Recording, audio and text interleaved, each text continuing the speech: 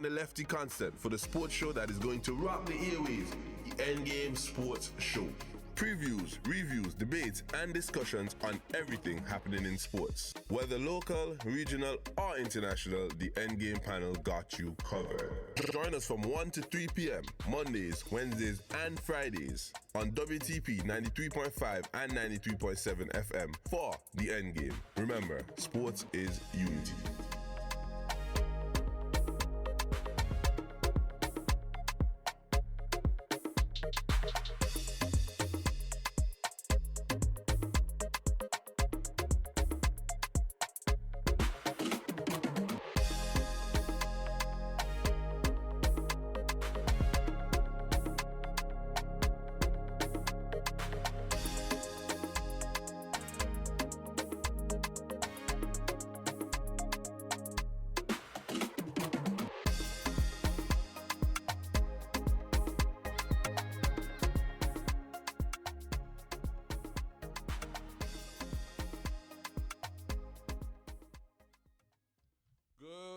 Afternoon and welcome to the Endgame Sports Show's year-end review. This is our opportunity to reflect on the highlights and achievements in sports over the past year, 2024. Good year.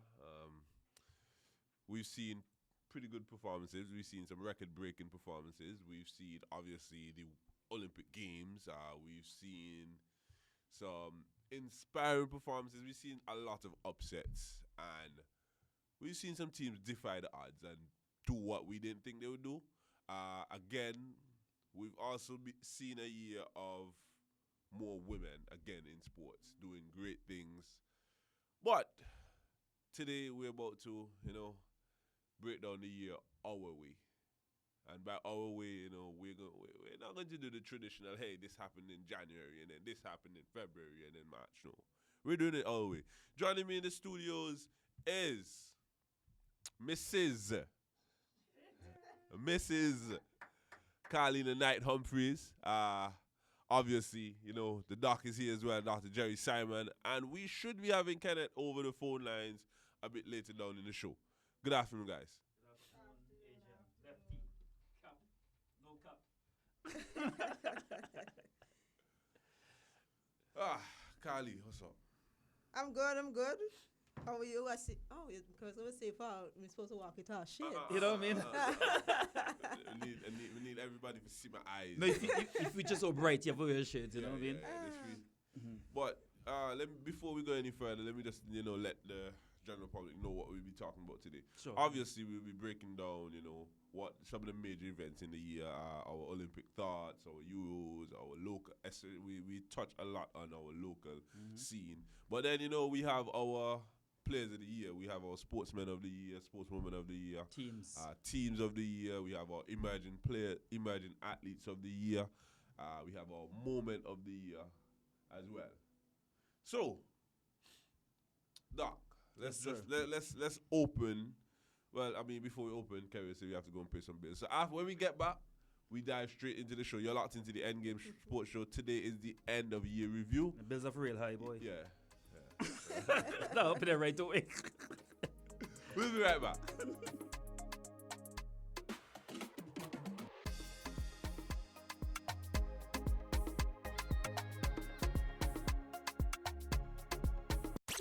WTP Radio, Antigua.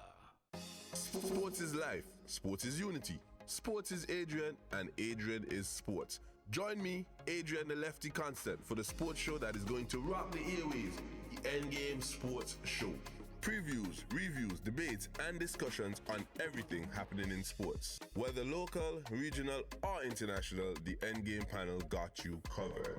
Join us from 1 to 3 p.m. Mondays, Wednesdays, and Fridays on WTP 93.5 and 93.7 FM for the Endgame. Remember, sports is unity.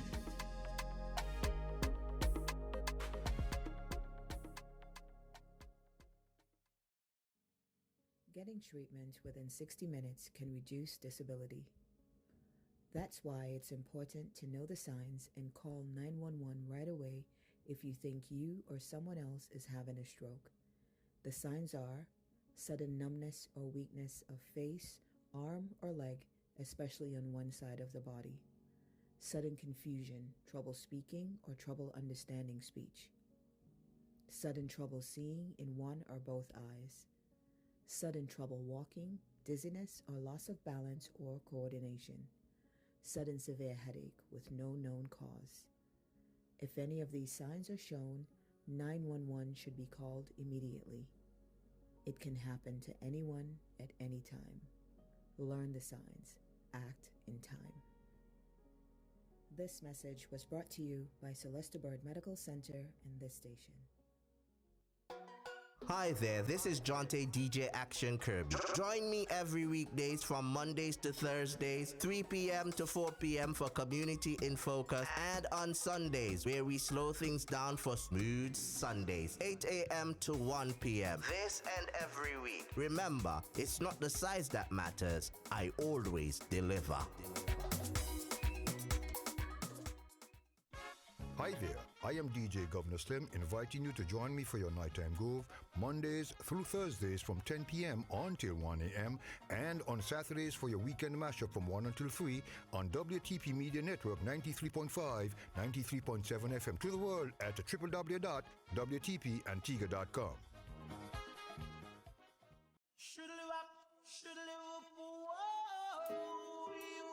One people, one love, one nation.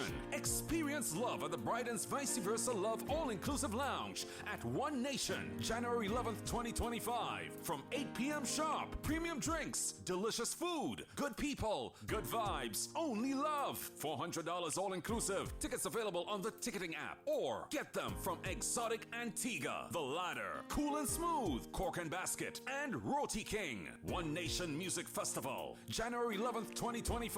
Powered by Remy Martin and Carib Beer. So you want to be a hero? Call 911 if you see someone experiencing the symptoms of stroke. Sudden weakness on one side, trouble speaking, walking, or seeing. Stroke. Know the signs. Act in time. You'll be a real hero. This message was brought to you by Celesta Bird Medical Center and this station. Hi, this is Sly the Chief Rockin' J. Join me every morning, Monday to Friday from 7 o'clock on WTP-FM 93.5. Your mornings will never sound like this again.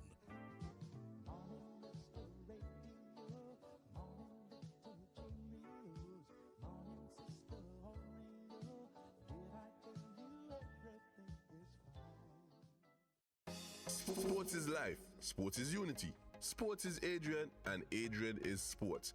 Join me, Adrian the Lefty Constant, for the sports show that is going to rock the airwaves, the Endgame Sports Show.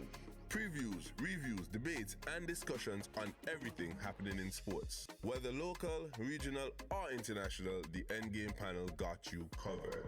Join us from 1 to 3 p.m. Mondays, Wednesdays, and Fridays on WTP 93.5 and 93.7 FM for the Endgame. Remember, sports is unity.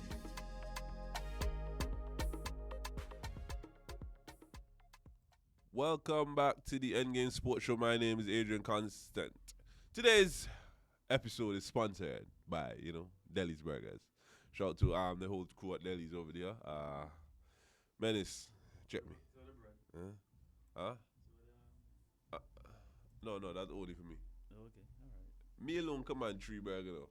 Okay, anyway, we need a burger, but. See? But, let us get our day off. Doc, Carlina. The year of war, generally, we had a year of sports that, especially in the Caribbean region, it really took off from January, because from the start of the year we had West Indies, their triumph down in Australia.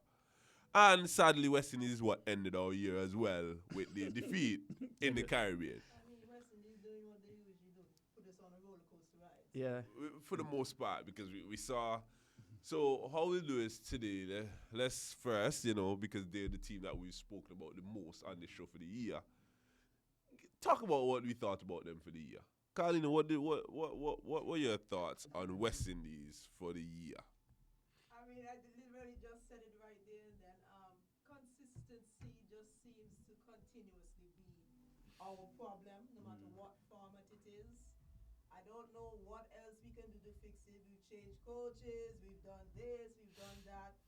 So we need to just break down things and look at the players themselves and try to just get a new crop going. Because I don't know what to really else to say. No, we one game you're seeing this team and you're saying, boy, okay. They look like world beaters. We handle business for Yeah. the rest of the series. Yeah. And then by the next match, you're wondering what's happening. Why is there an entire change of the lineup? Why is this person not in anymore? And you wondered yourself if some of these guys that we have as captains really truly understand how to win on a consistent basis. So that's my thoughts on it. Yeah, Doc. Nobody needs to hear yours and nobody needs to hear mine. I don't think so. They've heard it all year. They hear you. All year. And Kenneth. Nobody needs to hear the And show. you already, and you already They've know, heard it all I year. think that maybe someday when we might not even be talking about West Indies cricket, because there might not be a West Indies cricket team sooner than later. I hope not, Yeah. but it seems like as if something gonna have to give somewhere, and maybe that's what's gonna give. But I must say, Adrian, though, in keeping what Carlene has said, there are times this year when West Indies look really good. Really, really. You know, we were the first team since 2021 to beat Australia in any test match in Australia. Mm-hmm. India did that in 2021 and we did it in 2020, well, end of 23, 24. You know, so 3 years, 3 seasons, 3 years, nobody did it but us. But then we come back and lose at home to Bangladesh. So compute that. Yeah, so try you to. fill in the blanks in between. You know, I And think you need to for say the most nothing else. part, pretty much the same player. Yeah, they'll fill in the blanks in between. So we're leaving from the disappointing W of the West Indies to my favorite W, women in sports. Yeah. This year again, last year would have been probably one of my favorite years in women's sports. This year again, it continued. We saw women take greater steps. We now have started to understand the salary gap, because there is a salary gap, but for the most part, you know, persons who truly understand it, you know why there's a salary gap. You know of ways that a salary gap can possibly be fixed, but we know that, let's say, Brianna Stewart, Asia Wilson is not going to make what LeBron makes. She's not going to make it tomorrow. She's not going to make it next year. But eventually there's a way that she can make a high figure. The chances of her making the same probably won't be possible. Why? Because, you know, just like in training, when Carlene is getting better, I am getting better. So if her salary is being increased, obviously on the other side, the salary is being increased for the guys. What are your thoughts generally on 2024 women in sports now? I think again we see women holding their own. For example, we spoke about West Indies cricket a while ago. And although the women have had their share of disappointment as well, the women generally has carried the flag, in my humble opinion, to a bit of higher standard. You know, when you go to India and beat India, even if you lost the series, but beating India in India, which, you know, India is one of the top women's team right now in ODI and in women's ODI. And, you know, generally you can see some shaping up with the women. And you know the women have not hit their peak. You know, the case of the men who already would have hit their peak and, you know, going to either go up or down. The women haven't really hit their peak as yet. So we know there still is a team that still can get better. And a developmental stage, they're still getting better. You look at track and field athletics. We have the young lady from St. Lucia. Adrian, we know your favorite girl. Second favorite. Second favorite? Yeah. Okay. Alfred. And of course, there's a lovely athlete from Dominica as well who won the triple jump. A triple jump is not an event that we normally associate with the Caribbean. Field events, the Caribbean, you know, we have the girl from Trinidad who did the hammer throw and a few others. But the field events generally has not been our strong points. And so we see now even Jamaica finished the year in women's netball number 3. So Adrian, I'm happy to see what women's sport is going in the region. Even locally here, we have people like Ellie Shaw, who was the name or top swimmer now. And I can say our top swimmer, male or female. Ellie Shaw is a name that we hear about in terms of swimming. I have 2 swimmers in my class, my medical school class. Zada Jan and Kimberly Warner. I think her father is the president of the Swimming Association or something like that, or PRO, something like that. And every time I call somebody name, the first thing, or ask about swimming, the first thing she says is Elisha.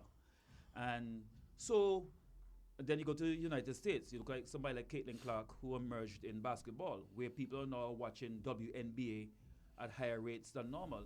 While the NBA ratings are dropping, the WNBA ratings are increasing. So look here, I have to give it to women's sports. I understand the pay gap situation because there's always going to be a pay gap. We still, in a sense, because we still have a situation where men's sport are grossing much more money than women's sport. So if you look at that as a percentage-wise, in some sports, women are getting a higher percentage of whatever is taken in than in some of the men's sport. But I think women's sport are holding their own.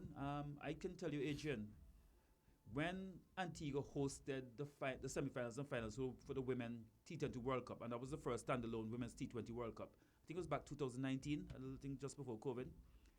It was the very first time I can remember for all the years in Antigua, you could not get a ticket anywhere close to the stadium to get into that stadium unless you scalp a ticket, okay? It was sold out, and the atmosphere in there was electric for women's sport. I never seen it in men's cricket, men's football, nor the sport in that stadium. So yeah, I think women's sport is definitely, as you say, Adrian, is growing, and it's growing in terms of merit. It's not just, oh, it's because it's women and we come to watch women. There are really women now who are handling their own, playing sport at a high level, and are showing the dedication that it takes to be top athletes. What about you, Kat?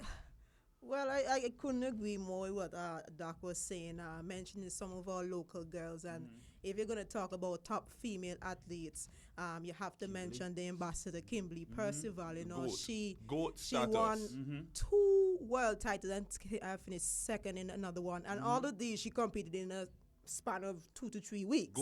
Good. So, and you know, when it comes to individual sports, I have a different kind of respect for individual athletes because whereas we play team sports, Adrian, you know, sometimes they can cheat a little bit and depend on the teammate to have your back. But when it's just you, it's just you alone. So definitely women's sports as, women in general in terms of not only on the court, but when you look at a coach like Dawn Wilson in terms of the Gamecocks with the NCAA women and what they achieved this year as well. I know she's a veteran in the game because she's a former WNBA player. So you see, definitely. So you see that women are not only infiltrating in terms of on the court, on the track, but in terms of the administrative and coaching level of things. So it's sometimes you have to just give the women a little space at the table. It's our time now. But Adrian, if you remember the coach that we had here, was Pretty Boy's daughter, man. Devita. Yes. Yeah.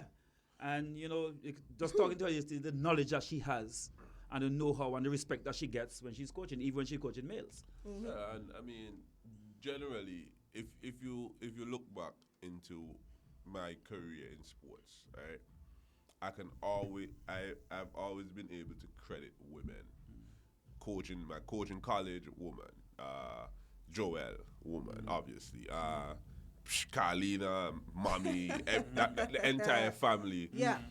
And some of my favorite athletes to play with in most sports have been women because, you know, again, people when people go across the lines, gender is no more.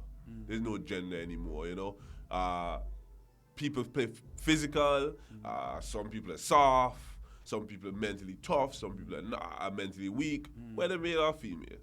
So for the most part, I thought that this year 2024 was very, very good. Again, another good year because last year was amazing for women's sports. And this year again, and I can only see it getting more coverage. I don't want to say it's getting better because it's really good, but people just don't watch it. You look at the WNBA, we're looking at the WNBA for today and we're saying Caitlin Clark is this good and we're saying that these players are this good. Maya Moore used to play. That's my girl now, Maya Moore. Maya Moore used to play. Cheryl Swoops used to play. Lisa Leslie. They've been kind of sparked out. Cheryl Miller. So it's not like they should be getting known now because we're seeing better players. No, it's just, you know, the media should open up to it. You look at the women's side, you look at women's football. Mia Hamm was Mia Hamm before anybody. No, Marta did this for 20 years. Marta, look here, when I was in Cuba, Agent, I went to Cuba in 1996, 97. And I left Cuba around 2002, 2003. When I was in Cuba, Marta was already a big star. And when I hear Marta till I play football, until I come and respect on the football field, I said, wow. When you talk about GOAT of sports, you know, Marta's name has to be there. You know, and I'm not talking about just women. If you across the board, straight up. Well, you and I speak of Haley Matthews all the time Yeah, as the you best cricketer in the Caribbean right now. You know, bar none. No, we've looked at many different sides. My general thought from what I've seen in 2024 is the rise of youth again. The guard is changing again. The guard doesn't change every year because, you know, when players hit their prime, their 3-year prime, 4-year prime, we see it. You look at a league like the NBA, which for the past 10 years has been dominated by LeBron James, Kevin Durant, probably Steph, Kyrie to an extent, these guys. You look in the NBA now, seeing the Victor Wembanyama's, you're seeing the Anthony Edwardses, you're seeing these guys, and it just had me thinking. You look across as well. We see Caitlin Clark, we see the Angel Reese. We look in college, we see Juju, we see Paige. You look in football, you see Travis Hunter, you see Sanders, you see that QB from Chicago. You see these guys, and you see Alcaraz, Djokovic is coming out, Joker is coming out, you see Alcaraz and so on stepping in.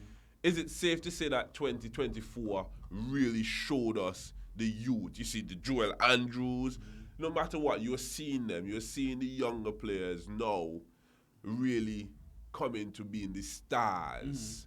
Do we think, is it safe to say that 2024 really brought a lot of young players to stardom? I would say yes and no. I don't think 2024 was necessarily overly special with that. Again, I think there's a bit more media spotlight because I think there's always been, when it comes to sports, there always been youths. I mean, you take people like, going back to even people like Mike Tyson, Muhammad Ali at the age when they won boxing heavyweight championship, 20s or early 20s, you know.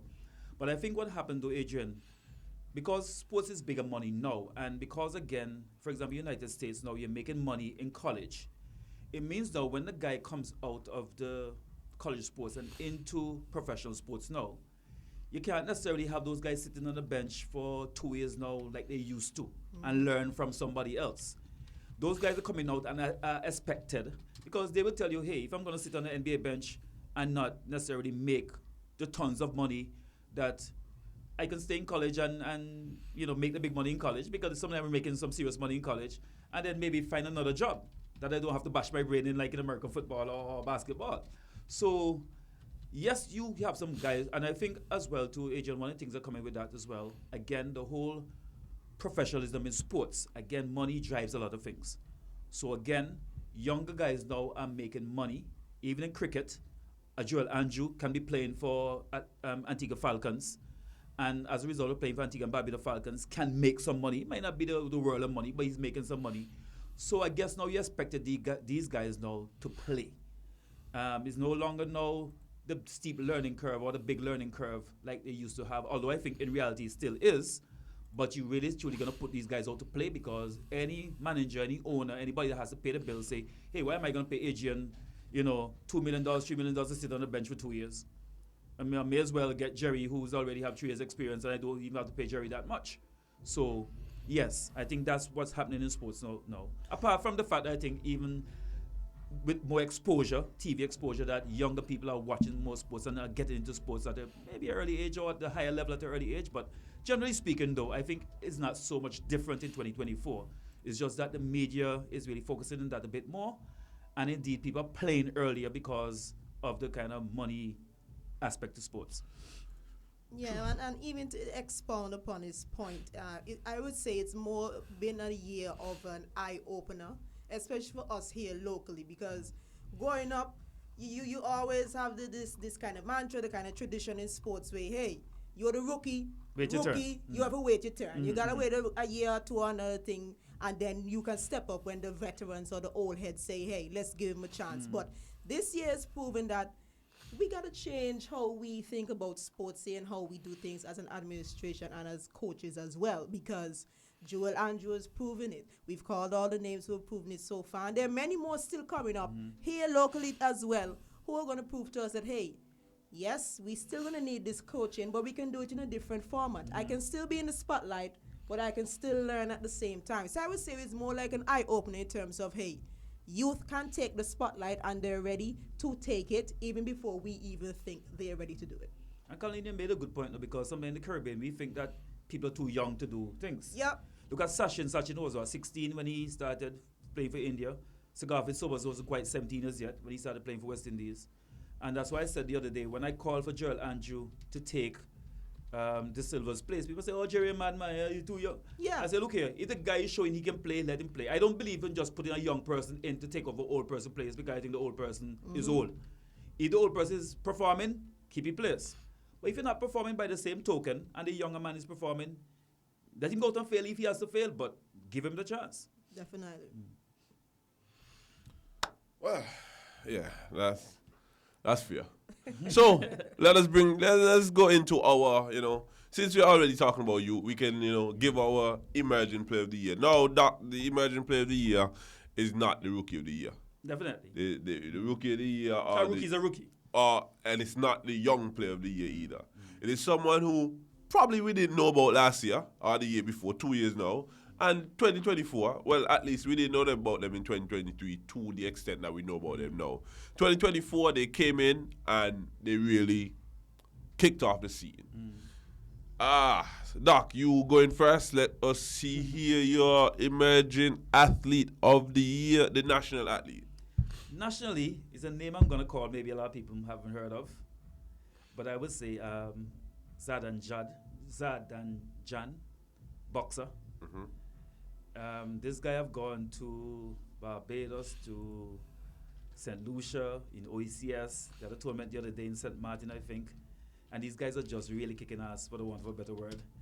Yeah, and I think that, what boxing is doing. For association that seems to always don't know who the head and no unity. No association. The boxers themselves are doing well. And he actually went to OECS and they won all 6 matches, including beating boxers from Barbados. Just that we didn't have enough people to win the overall, title. But every match, every Antiguan athlete, every Antiguan boxer won a championship.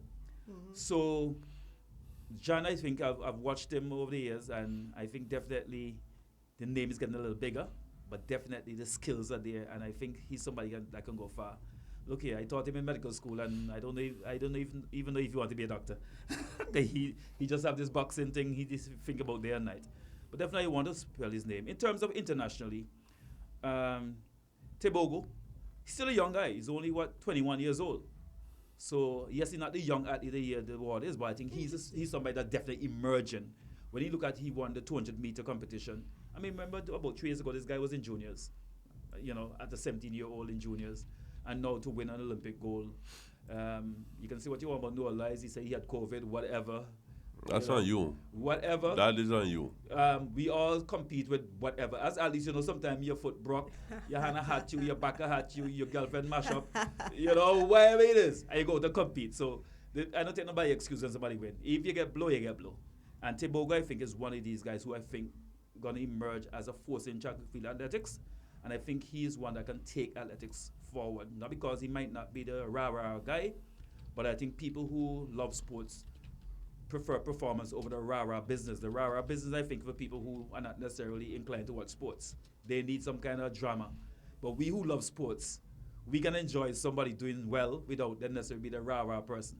So I think Tebogo is internationally. Zadan Jan here in Antigua. And I got the name wrong. His brother is Zalan. Z-A-L-A-N, Zalan John. Jan, J-A-N. He's the athlete I'm looking for in terms of boxing, locally and internationally. Tebogo, the 200-meter runner. What about you, Carlina? Emerging athlete of the year, nationally and internationally. Well, I'm a basketball person, so I'll have to plug in some of my younger guys in it.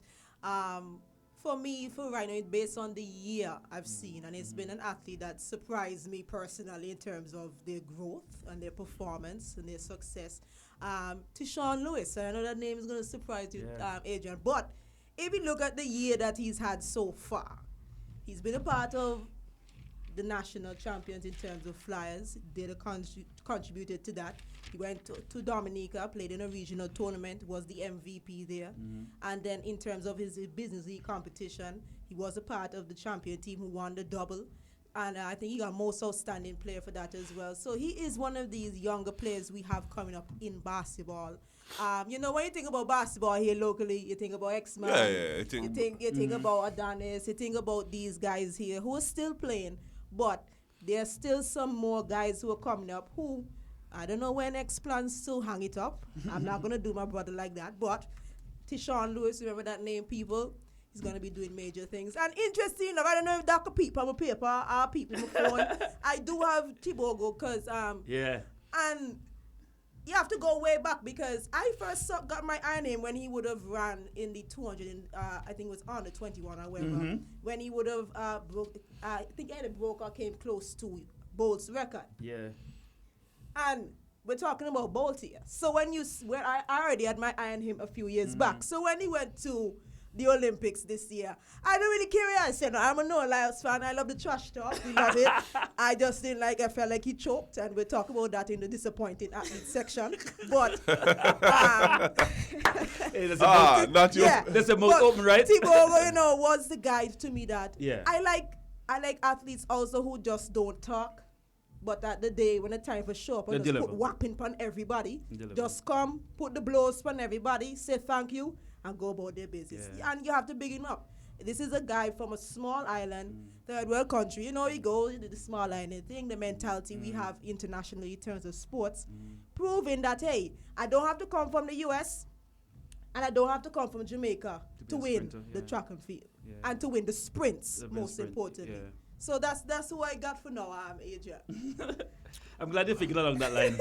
So I'll just jump to my international one time because, you know, Tibogo is 3 for 3 here. Like, it only made sense. So I was thinking to, you know, for most of these categories. Folks, let me just emphasize, none of us coordinate with none of our choices. Oh, no, I did this about half an hour before I came here. So, you know for the most part, you know, I have maybe 3 persons I would have, you know, went into and thought about. For this one, it was Yamal and Tibogo. And then I look at him and say, Yamal had Barcelona around him. He had Spain around him. Although he was a standout, he had these around him. At 17, there's a lot of pressure still. But then you go back to Tibogo, who, again, wasn't touted to win this race. Wasn't even in the favorite stuff. At all. And then he did what he did and won the race. For sure, it has to be him. Locally, it was very tough for me. I thought about Tyshawn too because, you know, I remember having a conversation with somebody when I played him last year. Watching him last year to now, also going to, when I go to volleyball practice, he's down at YMCA, so I'm watching him train on the outside.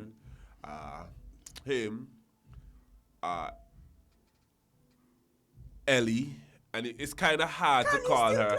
It's kind of hard to call her in a sense because of her age and where she is now. Internationally as she just went international. Yeah. Okay. So I was that is why I was watching her because you know she just went on the international scene. So maybe locally she's been here, but now she's going on the international scene. And the same for Joel, because locally Joel has been doing his thing for a while. Yeah. But then now he went on the international scene and it really just had to be him for me, Joel Andrew, because hands down, you know, on the 19 level, he was very good in South Africa. And then his CPL stint in Antigua, those few games really turned, that's what put him in the West Indies senior team. Oh, yeah. He didn't get to bat when he played the ODI match, but, you know, I think for me it is easily my emerging player of the year locally is definitely Joel Andrew. I also had a young man from volleyball, Kimani Andrews, that's Alzari's brother. Because, you know, he ended up being one of the few young players to actually make the senior team, actually have playing time in important times when we needed players. So it was pretty good. I think that, but Joel Andrew for sure for me. Joel Andrew. So, Adrian, in terms of how youth sport is moving in Antigua, well, let me say youth sports, because not necessarily youth sports, but in terms of sports moving amongst the young or the emerging players, do you think that we are showing that future in terms of our emerging players, or is just these are just special players and we don't necessarily have a movement of players who are coming through? So I think we have a bunch of players who are coming through, but the players are going to miss key areas are we don't have enough youth leagues in all our sports, and Especially I'm transition not leagues. I'm not talking about school league. I mean Transition leagues from yes. school between school So, and seniors. If we look at the schools, basketball, Carlina would be someone that's in both the school and the association league. So technically, they kind of have a development league there. But then when you look at the other sports, like volleyball, for instance, we have 15-year-olds who never play volleyball to play against me and Stoneville. Like, they lose. People tend to think that when you play against senior players, oh, you get better. No, you losing to really get you better. Getting blown out to really get you better.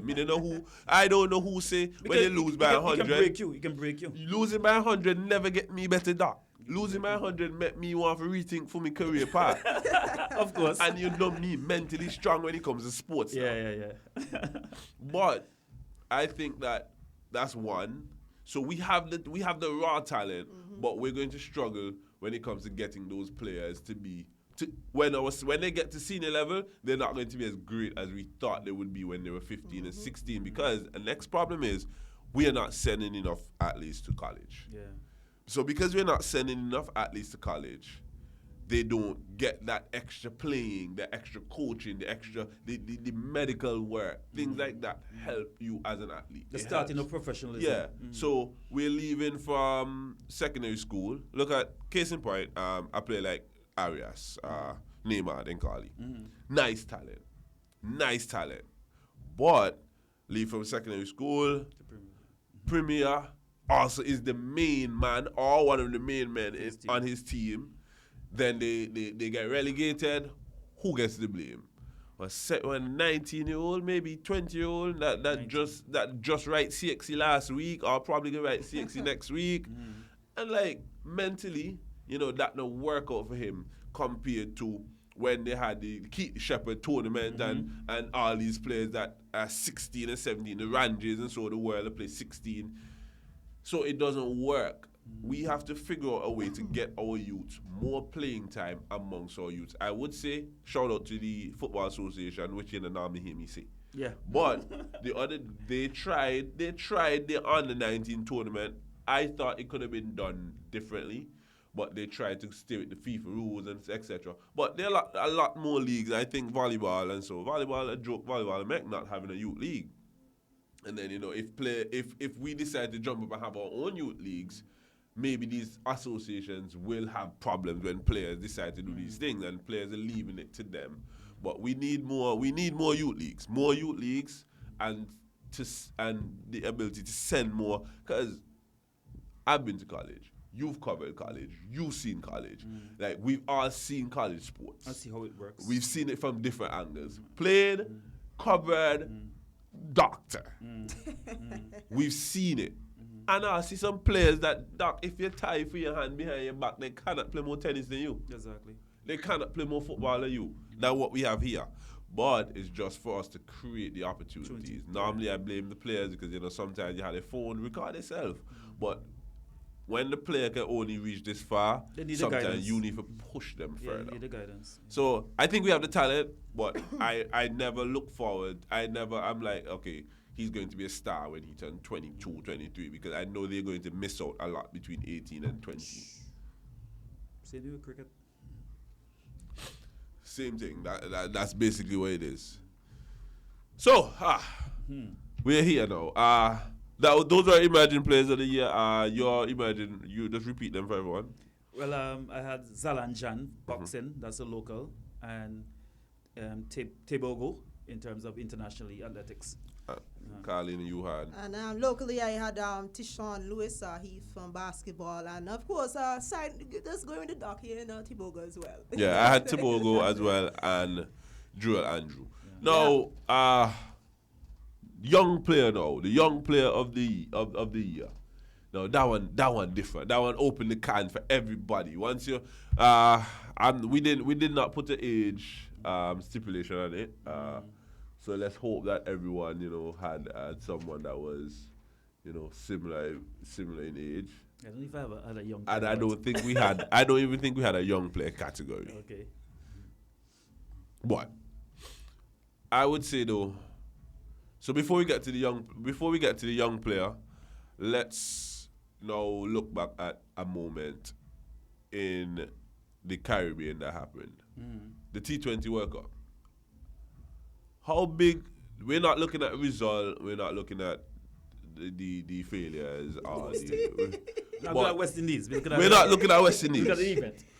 But the event, my general thoughts of the T20 were it was a really good initiative. Obviously, it was a really good tournament that stuck to what we are about in the Caribbean.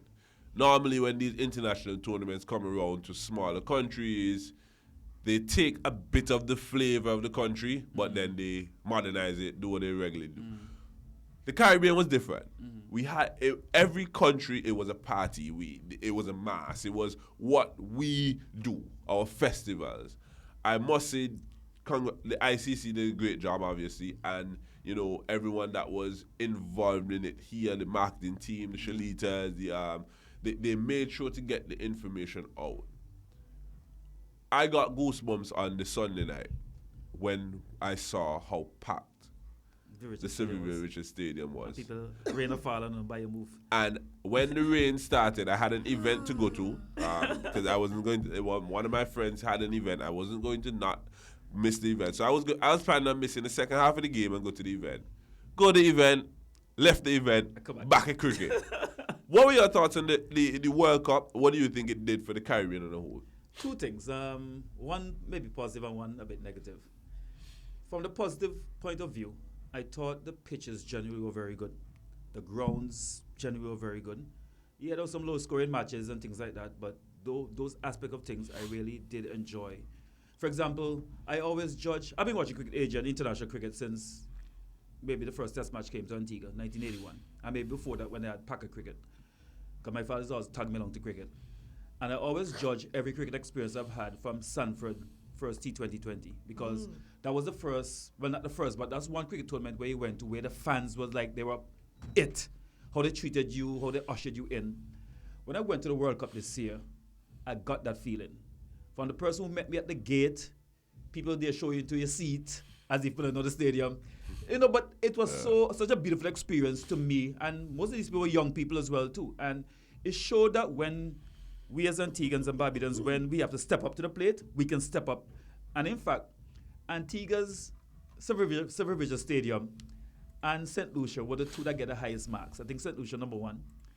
But Antigua got the top mark for grounds and conditions for all the matches. And I think for pitch, 1 or 2 of the pitches, they get good or whatever. But them and St. Lucia, even above Barbados. And I'm really happy for that. And what I saw at Vivid Stadium tells me that Antigua can host any sporting event. If we have a whole World Test Championship, a World Cup Finals, T20 World Cup Finals, whatever it is, Antigua can host it. And I was so proud of that. My biggest disappointment with the whole World Cup, though, is and Agent, we have spoke about this, the whole contrived way in terms of what they did for India. And that's something I want to, maybe I'll speak later as one of my things in sports in 2024, where I call it organized match fixing. I don't know if that's a word for it. Okay, not necessarily fixing the matches, but to me, get the advantage. To me, it made it too easy for India. And even home teams don't get those kind of privileges. And I understand, hey, it's about money, and again, I'm not naive. But I think you have to find a better way to do this because it takes away from me the sanctity of the sports. It took away the competitiveness. And I don't know if any other team would have won that World Cup apart from India. Although some teams I think had the skill too, but I don't think nobody else would have won. The second thing though, again, maybe a little negative as well for me, that would have marked, well, it would have been late in the year, but it would have marked 50 years that Viv Richards made his debut, 50 years that Andy Roberts made his debut, and 50 years that Sir Gordon Greenidge made their international debut. And I think during the World Cup, with those 3 great players, they should have gotten there should have been something. Viv Richards should be bowling out the first ball when they come to Antigua, or even go to the States and bowl the first ball when they bowl to New York. Gordon Greenidge should be bowling out first ball or something. There should have been some more boo-ha. Even get people like Garner that played with them, Clive Lloyd. players from that era. It could even be international players as well too. You don't necessarily have to be just those from the West Indies, because other players would have made their debut in 1974. Some of the Indian players as well too. Get them out. Because I thought they missed opportunity in the United States, for example, to popularize the game. And in the Caribbean as well, where we need to get back into cricket. Because funny enough, people don't watch cricket. We don't barely watch Test cricket nowadays. People barely watch ODIs. And I think we should use that opportunity now to really get Viv Richards, Andy Roberts, Clive Lloyd, Gordon Greenwich, some of the Indian greats, Gavaskar, some of these guys to actually be on the field, sign an autograph. In Antigua ourselves, we could have had maybe art painting competitions. I did a painting of Viv Richards. I know some other people did paintings of Viv Richards. We should have a little competition, a Viv Richards painting competition, Andy Roberts thing. Have these kind of things, maybe children writing poems or stories about Viv Richards and Andy Roberts, just to kind of bring back some little boo-ha to the cricket. And I think we missed an opportunity during the World Cup. But outside of that, though, it was a very well-hosted event, outside of those two little peeves I had. I was actually, I'm not the biggest cricket fan. I'm not the person. You will never see me watching a test match. It will never happen.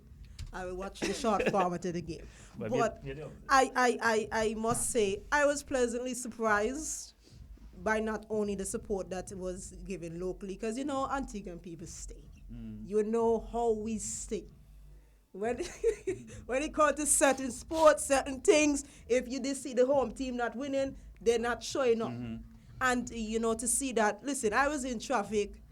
I left early, and I thought I left early. But I was in traffic for nearly an hour trying to get to Servive, and it was a great feeling. So the atmosphere and the stuff like that, even in the games in the U.S., and, I think that was one of the objectives of having the World Cup in the U.S. anyway, was to, introduce them a wider audience to cricket.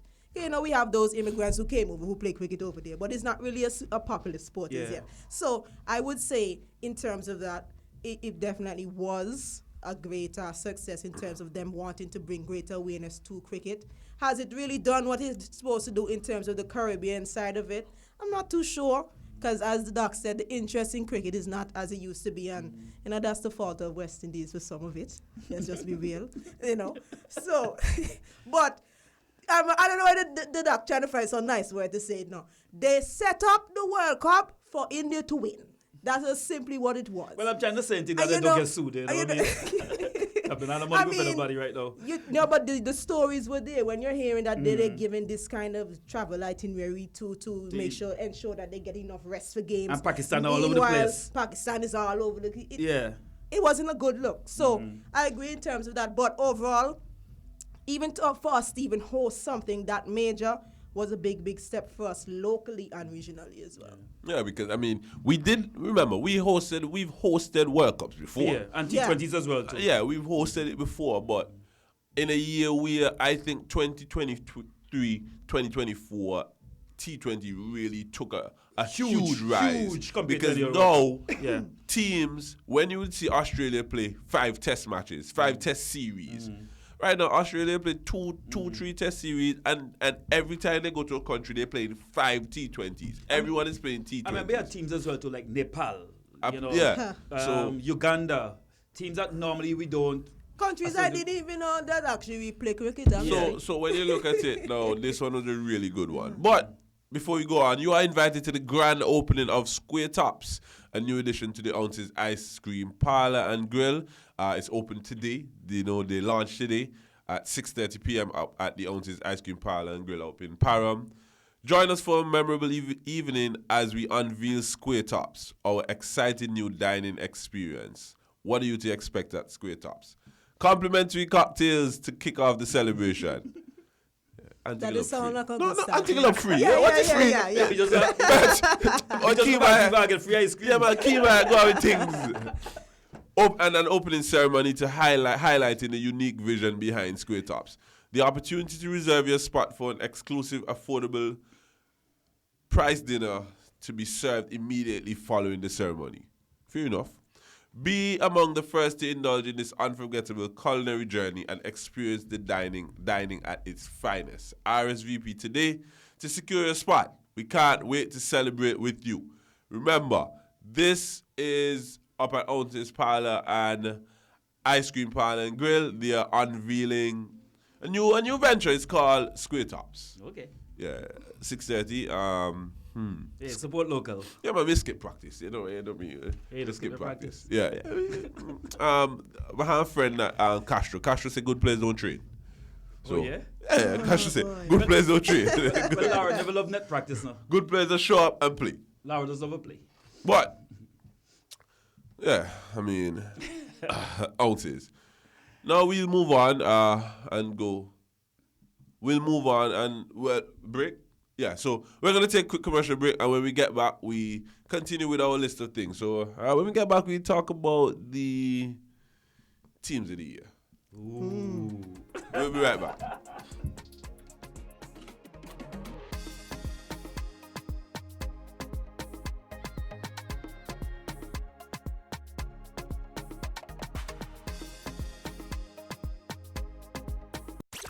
WTP Radio, Antigua.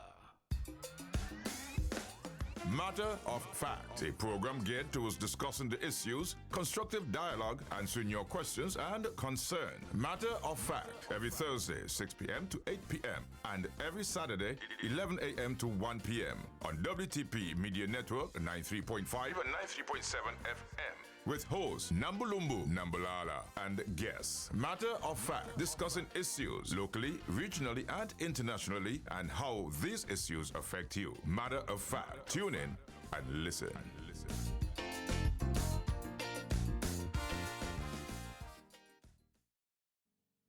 Getting treatment within 60 minutes can reduce disability. That's why it's important to know the signs and call 911 right away if you think you or someone else is having a stroke. The signs are sudden numbness or weakness of face, arm, or leg, especially on one side of the body. Sudden confusion, trouble speaking, or trouble understanding speech. Sudden trouble seeing in one or both eyes. Sudden trouble walking, dizziness, or loss of balance or coordination. Sudden severe headache with no known cause. If any of these signs are shown, 911 should be called immediately. It can happen to anyone at any time. Learn the signs. Act in time. This message was brought to you by Celesta Bird Medical Center and this station. Hi there, this is Jonte DJ Action Kirby. Join me every weekdays from Mondays to Thursdays, 3 p.m. to 4 p.m. for Community in Focus, and on Sundays where we slow things down for smooth Sundays, 8 a.m. to 1 p.m. This and every week. Remember, it's not the size that matters. I always deliver. WTP Media Network, 93.5, 93.7 FM, and Facebook every Monday, 8 to 10 p.m. It's Generation Transfer, fulfilling the promise to the next generation. An interactive radio conversation featuring community leaders, education and health professionals, business leaders, entrepreneurs, and our youths. Co-hosted by historian and business owner Ewart Isaac and Saeed Green. Every Monday evening, beginning from 8 through 10 p.m. Join us with our special guests.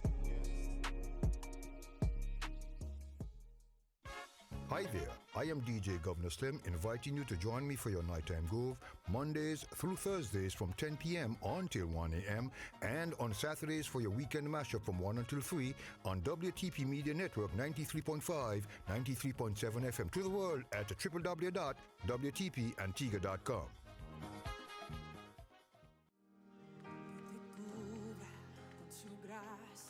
Blessings, my listeners. I am Nylan Bailey, your host, inviting you to join our program, Given by Work, What by Grace I Have Received, every Sunday from 1 to 3 p.m. on WTP Media Network at 93.5 and 93.7 FM or www.wtpantigua.com. Our program is 100% family, spiritual, and cultural, designed especially for you. We are looking forward to you joining us.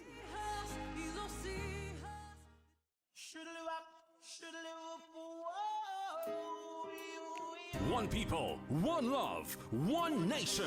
Experience love at the Bryden's Vice Versa Love All-Inclusive Lounge at One Nation, January 11th, 2025. From 8 p.m. sharp. Premium drinks, delicious food, good people, good vibes, only love. $400 all-inclusive. Tickets available on the ticketing app or get them from Exotic Antigua, The Ladder, Cool and Smooth, Cork and Basket, and Roti King. One Nation Music Festival, January 11th, 2025. Powered by Remy Martin and Carib Beer. So you want to be a hero? Call 911 if you see someone experiencing the symptoms of stroke. Sudden weakness on one side, trouble speaking, walking, or seeing. Stroke. Know the signs. Act in time. You'll be a real hero. This message was brought to you by Celesta Bird Medical Center and this station. Hi, this is Sly the Chief Rockin' J. Join me every morning, Monday to Friday from 7 o'clock on WTPFM 93.5. Your mornings will never sound like this again.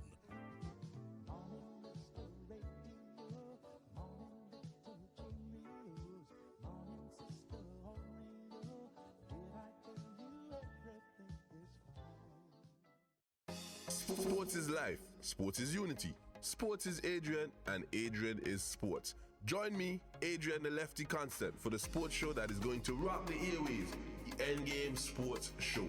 Previews, reviews, debates, and discussions on everything happening in sports. Whether local, regional, or international, the Endgame panel got you covered. Join us from 1 to 3 p.m. Mondays, Wednesdays, and Fridays on WTP 93.5 and 93.7 FM for the Endgame. Remember, sports is unity. Welcome back to the Endgame Sports Show. My name is Adrian Constant. You're locked into WTP Media Network. In studios with me is Dr. Jerry Simon and Mrs. Carlina Knight Humphreys.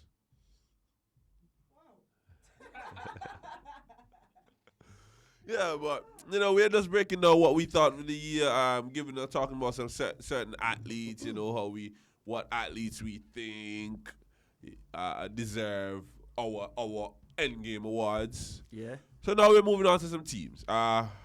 Here, we'll speak about the club teams, our club team of the year, both obviously nationally and internationally. And we'll also speak about our national team of the year. So national, it doesn't matter the sport, doesn't matter the gender. We're just talking about a national team of the year. Yeah. Start off with Mike, because me to go first yet, right? No, go ahead. Okay, so I'll hear you. So first. Club team of the year. This one was the toughest one, obviously for a few reasons. Because obviously I put Stoneville because we were pretty dominant again on the year. Then I also put the Liberty Blackhawks because they won. They won the 40D, and they also won the 2D. And the T20. So they won all the important competitions. They win everything. So it was easy to put them there as well. Had to also talk about Ulster United. Why? Because they won the Premier League. And so far, they have been pretty good in the 24-25 season. Yeah. But it would be hard for me to not choose Grenades. Because Grenades on the year, yes, they had the lead and then they lost the championship. But then they proceeded to go to the Caribbean Club Shield and made it to the finals to lose to Arnett Gardens. Arnett Gardens are a real team. Arnett Gardens are one of the teams you know about from. However, you've even never been to Jamaica. You know about Arnett Gardens football. Yeah. Then they went on to the not the Club Shield, but the Caribbean Club Championships. And they gave a good showing. Just on the nature of, they were here locally and then they moved up on the regional level and competed on the regional level. That's why I gave them my national club. Hey, John, I hear you, but I'm going to challenge you on that. Can you give them club team of the year in Antigua when they didn't even win the club championship in Antigua, the Premier League? Yes, because the club championships in Antigua doesn't. I could give them that because the club championship in Antigua didn't start in 2024. Well, fair enough. So I mean, it didn't start in 2024. Fair enough. Their run of 2024 really, locked in and cemented it. Fair enough. And then Bangor since United. In 2024. Yeah, but they didn't win the championship. No, they didn't. But just on the basis of them moving and playing on a higher level, it was. And you know he banned me. They did us proud. Doc, you know he banned me for not saying Alcins United. You know he banned me. Of course, I know that. You know he hurt my soul for almost Liberty and somewhere else before me say Alcins. You know he hurt my soul. But I do think that Alcins and then how they ran as a club, pay-per-view. Selling replica jerseys. Other teams might be selling replica, but pay-per-view, replica jerseys, fan base again gone up. Like the professionalism. They're doing everything to show that they should be a professional team. Plus, not a ton of sponsors. So I mean, it was easy for me to say that they would have been my club of the year in Antigua and Barbuda. Yeah. But on the international level, club of the year again. That's the next one that missing my book. We'll have a draw to my book for my reasons why. First team I had to mention was Real Madrid. Real Madrid had a dominant year. Man, they lose one. For 2024, they didn't lose a game towards the end of last year. And then they came in this year, so they had 50 wins and 1 draw in the league in the calendar year of 2024, before the 2024-25 season. And so far in the 2024-25 season, 12 wins, 4 draws, 1 loss. Real Madrid has been really good. When it also came to an international team, because we didn't do regional, I had to say the St. Lucia Kings. Because that championship, even if it was the CPL, even if it wasn't the global, it was their first. It's a club championship. Yeah. And nobody made book St. Lucia for win. Maybe me, probably. Well, I said Barbados or St. Lucia. I had them in Guyana. I had them in Guyana as my 2 teams. I had Barbados or St. Lucia because the match winners that they have in the game. I mean, we spoke about it. I had St. Lucia and Guyana as the 2 that I thought were the most complete teams. There was them. The New York Liberty had a really good year in women's basketball. I mean, not only did they win the championship, but for the year, they barely lost games. They finished 32-8 in the regular season and 8-3 in the playoffs. And they took down the dynasty of the Aces that I don't think that team they could lose. New York won the money games. And that's all that mattered. Yeah. They won the games that counted. Then the Boston Celtics, but you know me. Come on, how could you do such a thing? You know me, they like the Celtics, so you know they automatically just lose. We just put their name there because they win the championship. That's basically it. That's basically why Kolkata was really good as a club team. Celtics was the best team I laughed at me. But no team in club in the because remember your sport is your sport. Yeah. Me didn't see nothing that I didn't see a team that was more dominant than the Kansas City Chiefs. No team. No. The Chiefs in 2024 are remember 20-1. Won all their games. They get plenty at the end of last season. They get plenty help. Well, they won all their games at the start of the year, and then in this season so far they're 15-1. You can't in the right field lose one game in a calendar year in no sport unless you play one game. So for me, my club team of the year internationally was Kansas City. So Kansas City Chiefs. Yeah. Okay. What about you, Carly? I can't believe you even mentioned the Celtics. No, yeah. Well, their nomination. We are Lakers fans. I'm not a Celtics fan, but Celtics won the NBA. I won it easy as well, too. We know. Oh, exactly. Thank you for saying they won it easy. Because they didn't play against somebody. But I'm not playing somebody. But you just said it. You just said it. But in that case, then the league is crap then. Well, then that's why they the win. league I'll is, say that. I mean, anyway. So On just to as the an next, on to the honorable next. mention. I even have hate for Celtics. No, boy. no, as me, a me sports not a person. Celtics fan, but I have hate for Celtics. We're not hating. We're just talking the We're truth. just talking the truth. Okay. But as a basketball fan, and putting on a general cap, you have to give an honorable mention to the Celtics. Me that's the fan about Celtics. He's a Celtics fan. Because he Don't know start him know up. basketball. Anyway, so you have to touch them because now they have moved past to be the most winningest NBA team. I'm glad I know. Okay, now moving right along. So for my international team, is the South Carolina Gamecocks. And that's just what it is. That's not good. College sports in general has just gone up, and I don't know if it's because now I start pumping the money into things. You're talking about the basketball team? Yeah. Women? Yeah. Okay. Gamecocks, yeah. Women's Yes, basketball. of course, coached by Coach Donner, so that Cardinals.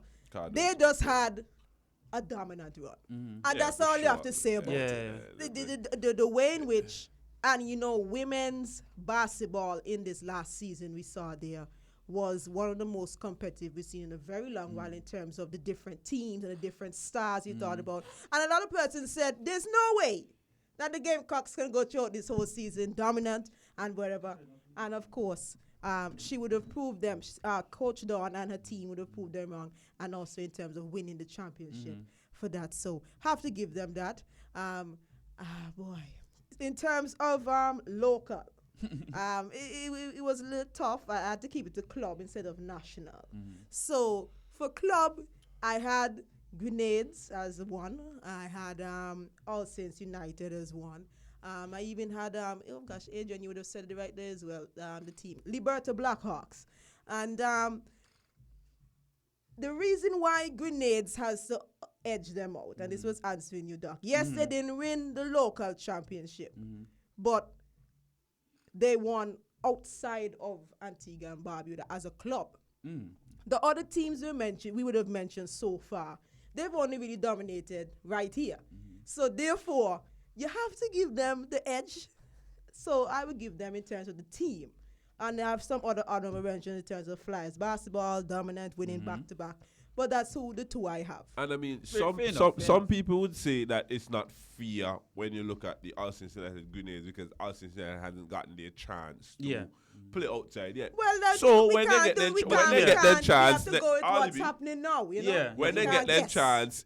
We will see. When they get their chance We next will year, see. August, We'll see. on December, we can't be seeing them. Yeah. What about you, Doc?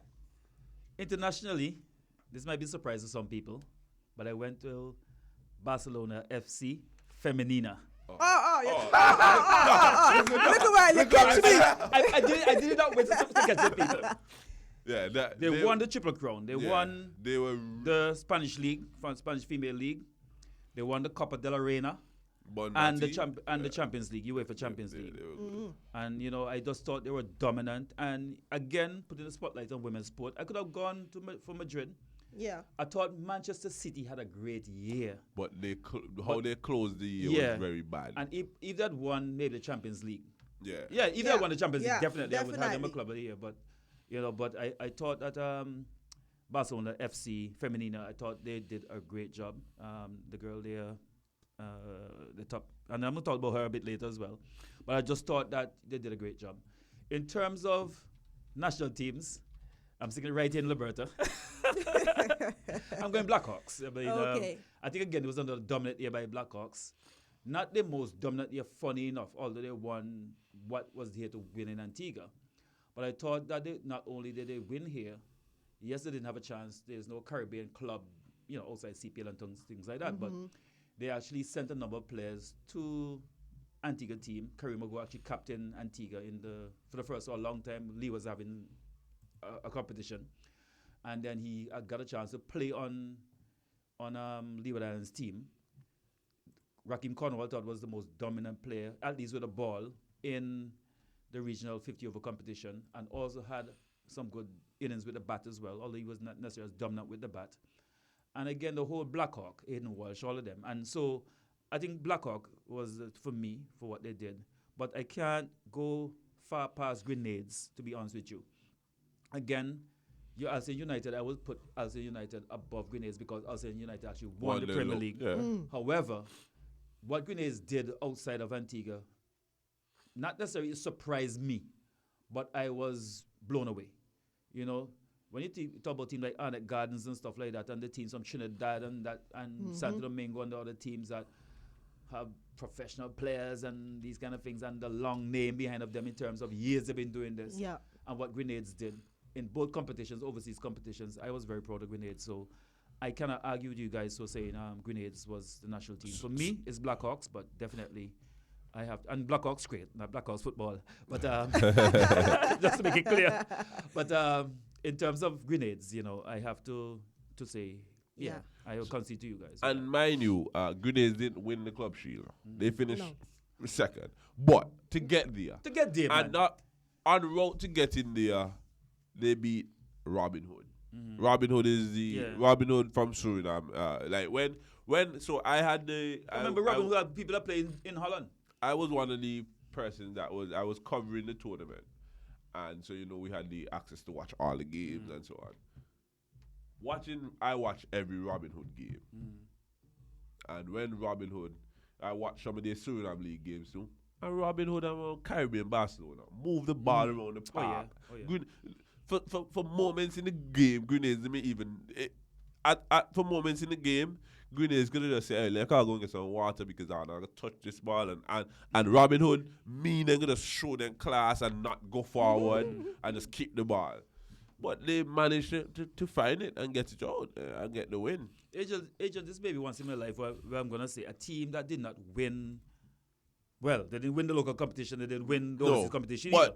But it's still once in my life I say that team is not a losing team. No. Okay? What they showed Antigua football. In fact, I think our national team can take a page out of Grenades' book in terms of how Grenades is organized, number one, and what Grenade play on the field. I think we need, as a national setup, to really look at what Grenades did. Listen, Grenades been predicted for go home after round one. Because I think in round one they play against the Guyana Defense Force. And everybody back home say, well, I'll go see them next week. Yep. That's what everybody say, I'll go see them next week. They win the game, and then they went on to play the Curacao team. Win the game, and then I say, okay, surely. There's no chance. There's no chance they can bang Robin Hood. No chance. That was it. And then they bang Robin Hood. And when me see them play against Dublanc, me say, no team when Dominic can bang all week. Well, no club team because the national team. The national team rough about but no club team. Well, I'll get rough up plenty. So that was our club teams. My general thought on club sports in Antigua is teams need to market themselves a bit more. Let's look at my volleyball team, for instance. My volleyball team, for instance, we walk around and boast how, win 6 championships, 7 championships back to back. If you tell somebody two last week, go search Stoneville on Facebook, you don't find it. And that was horrible on our part. How much people even Antigua don't know one team named Stoneville? Exactly. So now we've made the transition into having a Facebook page. We look on the football teams. A few football teams are now having Facebook pages that are active because a lot of them have pages now, but nobody posts nothing on the pages. Yeah. So now we're seeing that and they're active. We see volleyball team, we see basketball teams. We need basketball teams now. Some of them now to have some more. We need the cricket teams. We need some more pages so people can start follow. And you have video clips, you have little live streaming, you know, you put them right there. Trust me, plenty young youths out there. Even some of them, even some of them that are playing for your team can edit. Yeah. You get in the work. I didn't take much time either. These guys... They're literally an app you can just edit. Yeah, so my hope for 2025 is to see a lot more teams go the social media, take the social media route, the social media jump. It is hard, but it is also easy. It is easy if you're committed. It is hard because it's a lot of work. But if you want to do it, you can struggle. It's a lot of work, but you can divide the work properly as well. And you can also, Karim, can put in a plug. Well, who pay for this? You can also contact Nights Vision. That's a Shalon. Because me put myself in the business now. We will gladly manage your team's page. Gladly. You get reels, you get flyers, you get videos, you get photos. Check out Nights Vision Studios.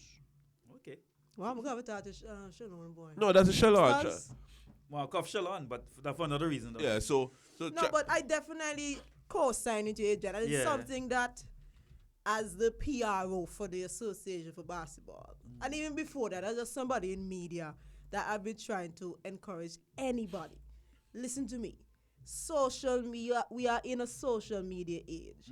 You want to try and gain attention to your club. You want to try and gain sponsorship other than the regulars of going to Cool and Smooth every second. You have to advertise yourself. If you advertise your product, man, you might get blow. No one in your league competition, no.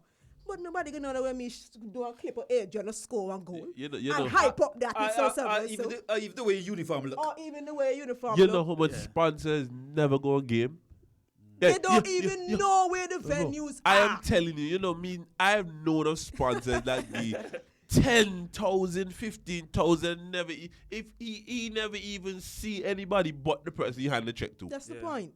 You have to And create guess that what? You know social who he media hand the check to? presence. Somebody who represent the company. He not see nobody else.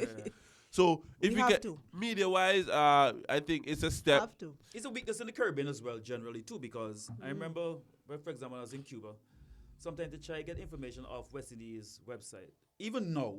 Yeah, even now it's even terrible. though the website's set up. You Yeah. go on almost any American website, like NFL, Chicago Bears, whatever. You pick up stats so quick. You go up on West Indies website and it's so hard to find the stats. For even the table, when the 50 over competition going on, getting on our funny scoring system. So they can't find the table for days, updated and kind of thing. And those are things we have to get sharp on in order to market our game. Yeah. And I am always a firm believer in, if your fifth farmers do it, your first farmers probably will do it too. Yeah. So if West Indies is our hands down, it is our premier team of the region, because it's the only team that's on the high. It's the team that's on the highest level in the region. Yeah. They've gotten better, marketing wise. They have gotten better in terms of what they do on social media.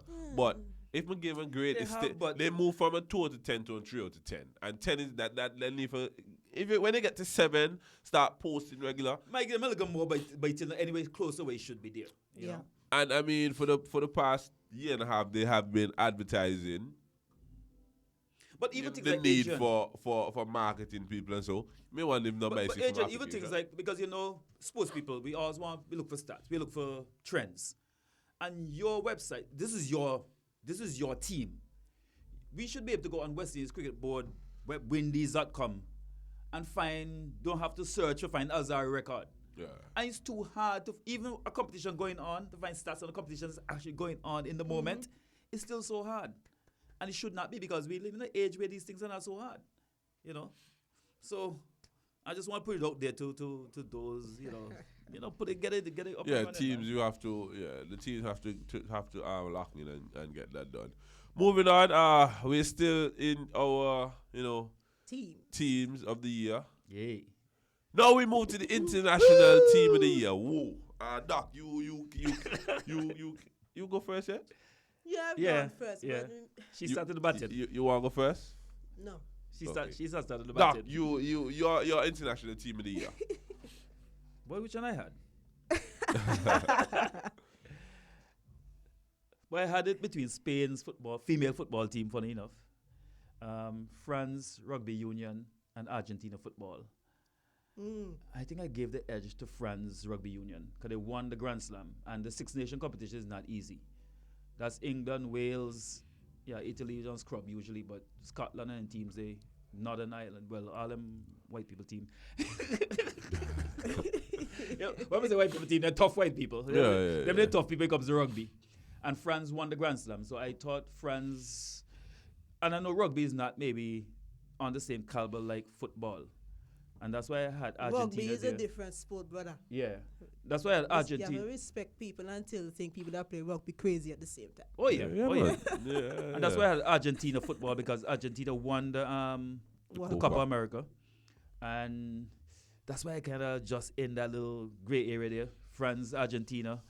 If I have to flip a coin, I'd probably go with Argentina. Argentina football. Just because of the Copa America. And, we might say, boy, Argentina the best team in South America and blah, blah, blah. But Copa America has a kind of rivalry that you might be It's Brazil, serious. It's but serious. then Bolivia take you 10,000 miles high, and then bang you up there like a road match. I go Chile. Chile have a poor year, but then play Argentina, and then Chile look like the best team in the world, all of a sudden. So I will kind of give the edge to Argentina football because of the profile of football and what Argentina did in the Copa America. I say Argentina.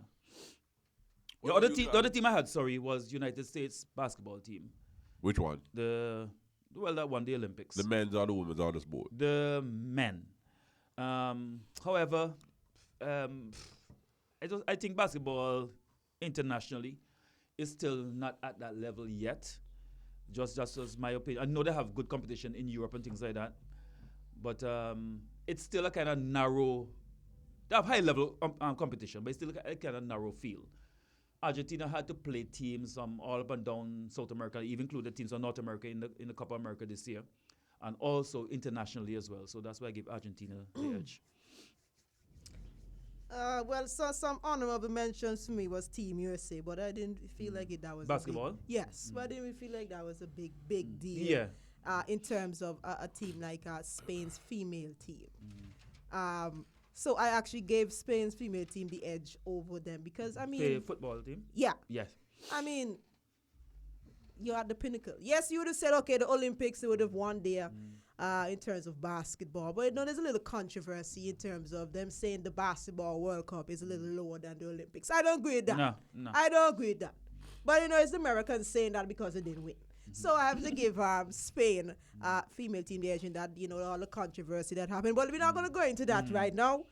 Let's give them the light that they deserve to have because they did something that was really, really great because they weren't even in the conversation to be one of the favorites. Exactly. Some of the controversy to even get to the World Cup was crazy. So kudos to them. And in terms of local national teams, it has to be the senior men's volleyball team with Adrian, of course, the captain in that team, back-to-back titles in ECBA. It's never been done. It's the second for Antigua and Barbuda. Plenty people didn't think it was going to happen again. We know what we know and have to give them jacket. And that would have been my local team as well. Yeah. And without a doubt. And not because Adrian is here, because I mean, Adrian no me slack all the time. But yeah, I think the basketball team. Because volleyball team, sorry. Yeah. Because we have had some individual sports team, like for example, swimming. Yeah. But swimming is not really a team sport in that respect. Correct. Although our swimming team did well, that's individuals making up the different things. So, in terms of a team sport, volleyball would be it in Antigua. Yeah. So with that, nationally it was between swimming and volleyball, but for the same reason, swimming is dependent on your individual achievements. Yeah. But then volleyball came down to what happened as a team. A team sport, yeah. So that was my choice locally.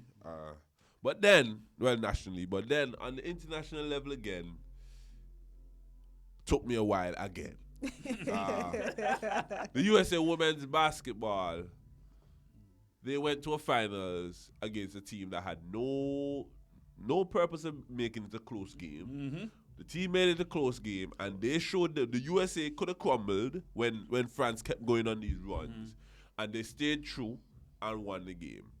Now, if you're as an athlete, as people who we all are athletes here, we all have covered sports. We know when you have a lot of stars, it is tough. You look at Brianna Stewart, Adrian Wilson, accustomed to taking 20 shots for their teams, going to a national team that have a scale down, and they figured it out. But they weren't my team. We also look at the men's basketball team was never going to be here for me because I mentioned that because they won the Olympics. The world, like it was just expected. There's nobody in the world that can beat them in the finals when they have their best players in them. I'm not asking you. There's no question about it. It's impossible. But France run them close still, though. No matter how close they run them. Of course, it be close, but it's not possible. When a 40-minute game reached 35 minutes, and the USA are able to use their second team because what? They have so much depth. Yeah. Jokic and so can't do nothing. Jokic can't do nothing. Wemby can. Nobody can. Enough depth is not there. You saw the Canada team. Canada has some really good players now, but they don't have the depth. And that's what I'm saying. In terms of basketball, there's not enough quality teams out there outside the US to really make them the team of the year. Argentina's football team as well was on my list, but can't be a big dog if you play the big dog. Argentina did not play Brazil in the entire 2024. So me can I support Argentina though. But yeah, if you don't play the big dog, if you don't play the other big dog in the house, yeah. But But what happened? Brazil get beaten before. Yeah, no, doc, that no matter doc. Me, No, that you mean- and I know that. That means Brazil don't really be a big dog. Doc, you and I know that you can be trash against 100 team, and when they meet the one team, you're here for it. Spain's football team, though, for me, was very, very good. Female? Men's. Men? Because Oh, yeah.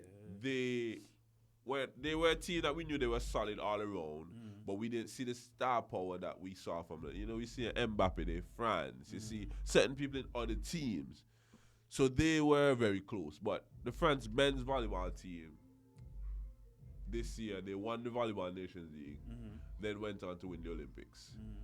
Normally, you don't do that. When you do, and they play with such a flair throughout the year.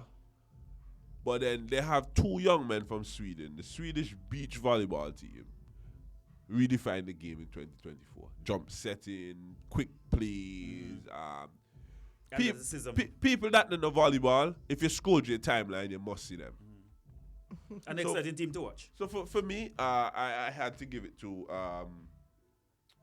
David Ammann and Jonathan Helvig. The Swedish. Yeah, they won the Olympic Games. Volleyball team, beach volleyball. And in the World Tour they finished second. So for sure they got my international team of the year.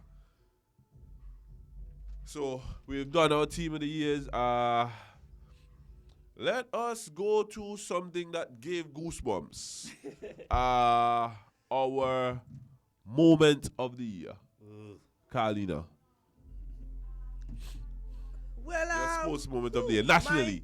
Oh, first. yeah, we're going nationally first? Yes. Oh, gosh, I had my international first. Let me go nationally. Goosebumps. It has to be the men's volleyball. And ironically enough, I was looking at some videos I did of the finals against Dominica. And, you know, this is Antigua saying, Dominica sometimes overpowers in terms of the population. But the atmosphere in YMCA that night was just something different. And you know, the way that we won that game, it gave me goosebumps. And I don't get much goosebumps in sports like that quite easily. So that was a good goosebump moment. In terms of internationally, it had to be at the Olympics when we all were holding our breath in the 100-meter race between Noah Lyles and our guy from Jamaica to see, you know, who would have edged out who in terms of that race. And, you know, that's my moment. My two moments. Controversy and good moment. That's for Shane and yes, I know lies. I'll go down. My sports moment, my sports moment of the year nationally, I had three to pick from. The first one would have been All Saints United winning the Premier League because All Saints is known as a Premier League winning team. Not All Saints United, the village of All Saints. Yeah, of course. Barca attackers, everything. You're known for that. Yeah. So when All Saints United could have brought it home when we all thought with 5 games left. That it was grenades. done. With 5 games left, I don't count them out. All Saints United playing against Sweets. I said to Shine White man in our practice. Shine said to me, boy, 5 points. 5 points. And that was my own reservation giving grenades at Club of the Year. That's what's crazy about it, honestly, because I remember about it. So as for well. them to pull it out. To pull it out, it was more of grenades lost it than they ended up at one thing. But once you get the points, you win. Sports is sports. But forget they have to win. You have to get the points. So you're right. So All Saints United won. Another moment was game 1 of the CPL. Oh yeah. We didn't win. Yeah. But it was a moment. Yeah. Like yeah. Oh, seeing definitely. CPL cricket back in Antigua was a joyous moment for me. Like it was definitely that. And obviously the second championship from our volleyball.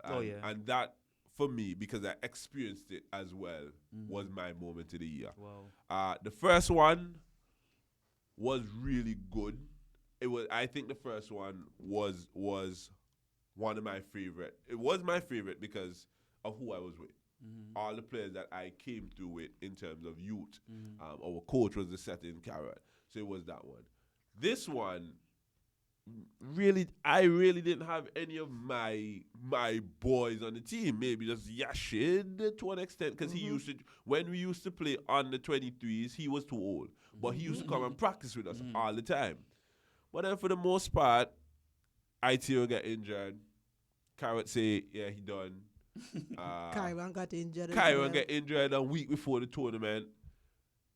When Kyron get injured, we start wonder, boy, how possible this could be, because yes, we can score, but he a big part of how we win these how we are to win this tournament. And then it worked out. I end up and win the tournament. Going into the finals, even on my way home, I was like, boy, didn't even know how I win this, because we didn't stay together because players didn't want to stay in the space that we were given, and like it was a lot. Internally, it was a lot, players complaining about stipends. It was a lot.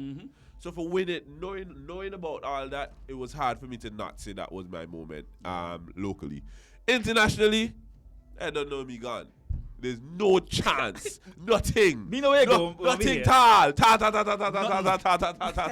Kim bang. When Julian Alfred crossed the line first. Now when you get married. When Julian Alfred crossed the line first. Not even when because Carlina. Doc can tell you, Carlina. Yes, me tell people. Agent call Alfred winning that race before most people know who Alfred was. Yes, me tell people, listen. So I can say that. When this young lady, when she meet for the Olympics. Properly Alfred was, Agent don't tell me I she said to them, there's only one person, only Elaine Thompson Hera can bang this girl in 100. Only one person. So when I saw her do it, and we traditionally have been celebrating Usain, we've been celebrating Shelly-Ann, Elaine. Karani James. This one felt closer to me. Why? Because it's a small island. Yep. Just like it's a small island. The last time we go to Jamaica, 2014 or something like that. I've been to St. Lucia at least 5 times in the last 3 years. So it felt this win.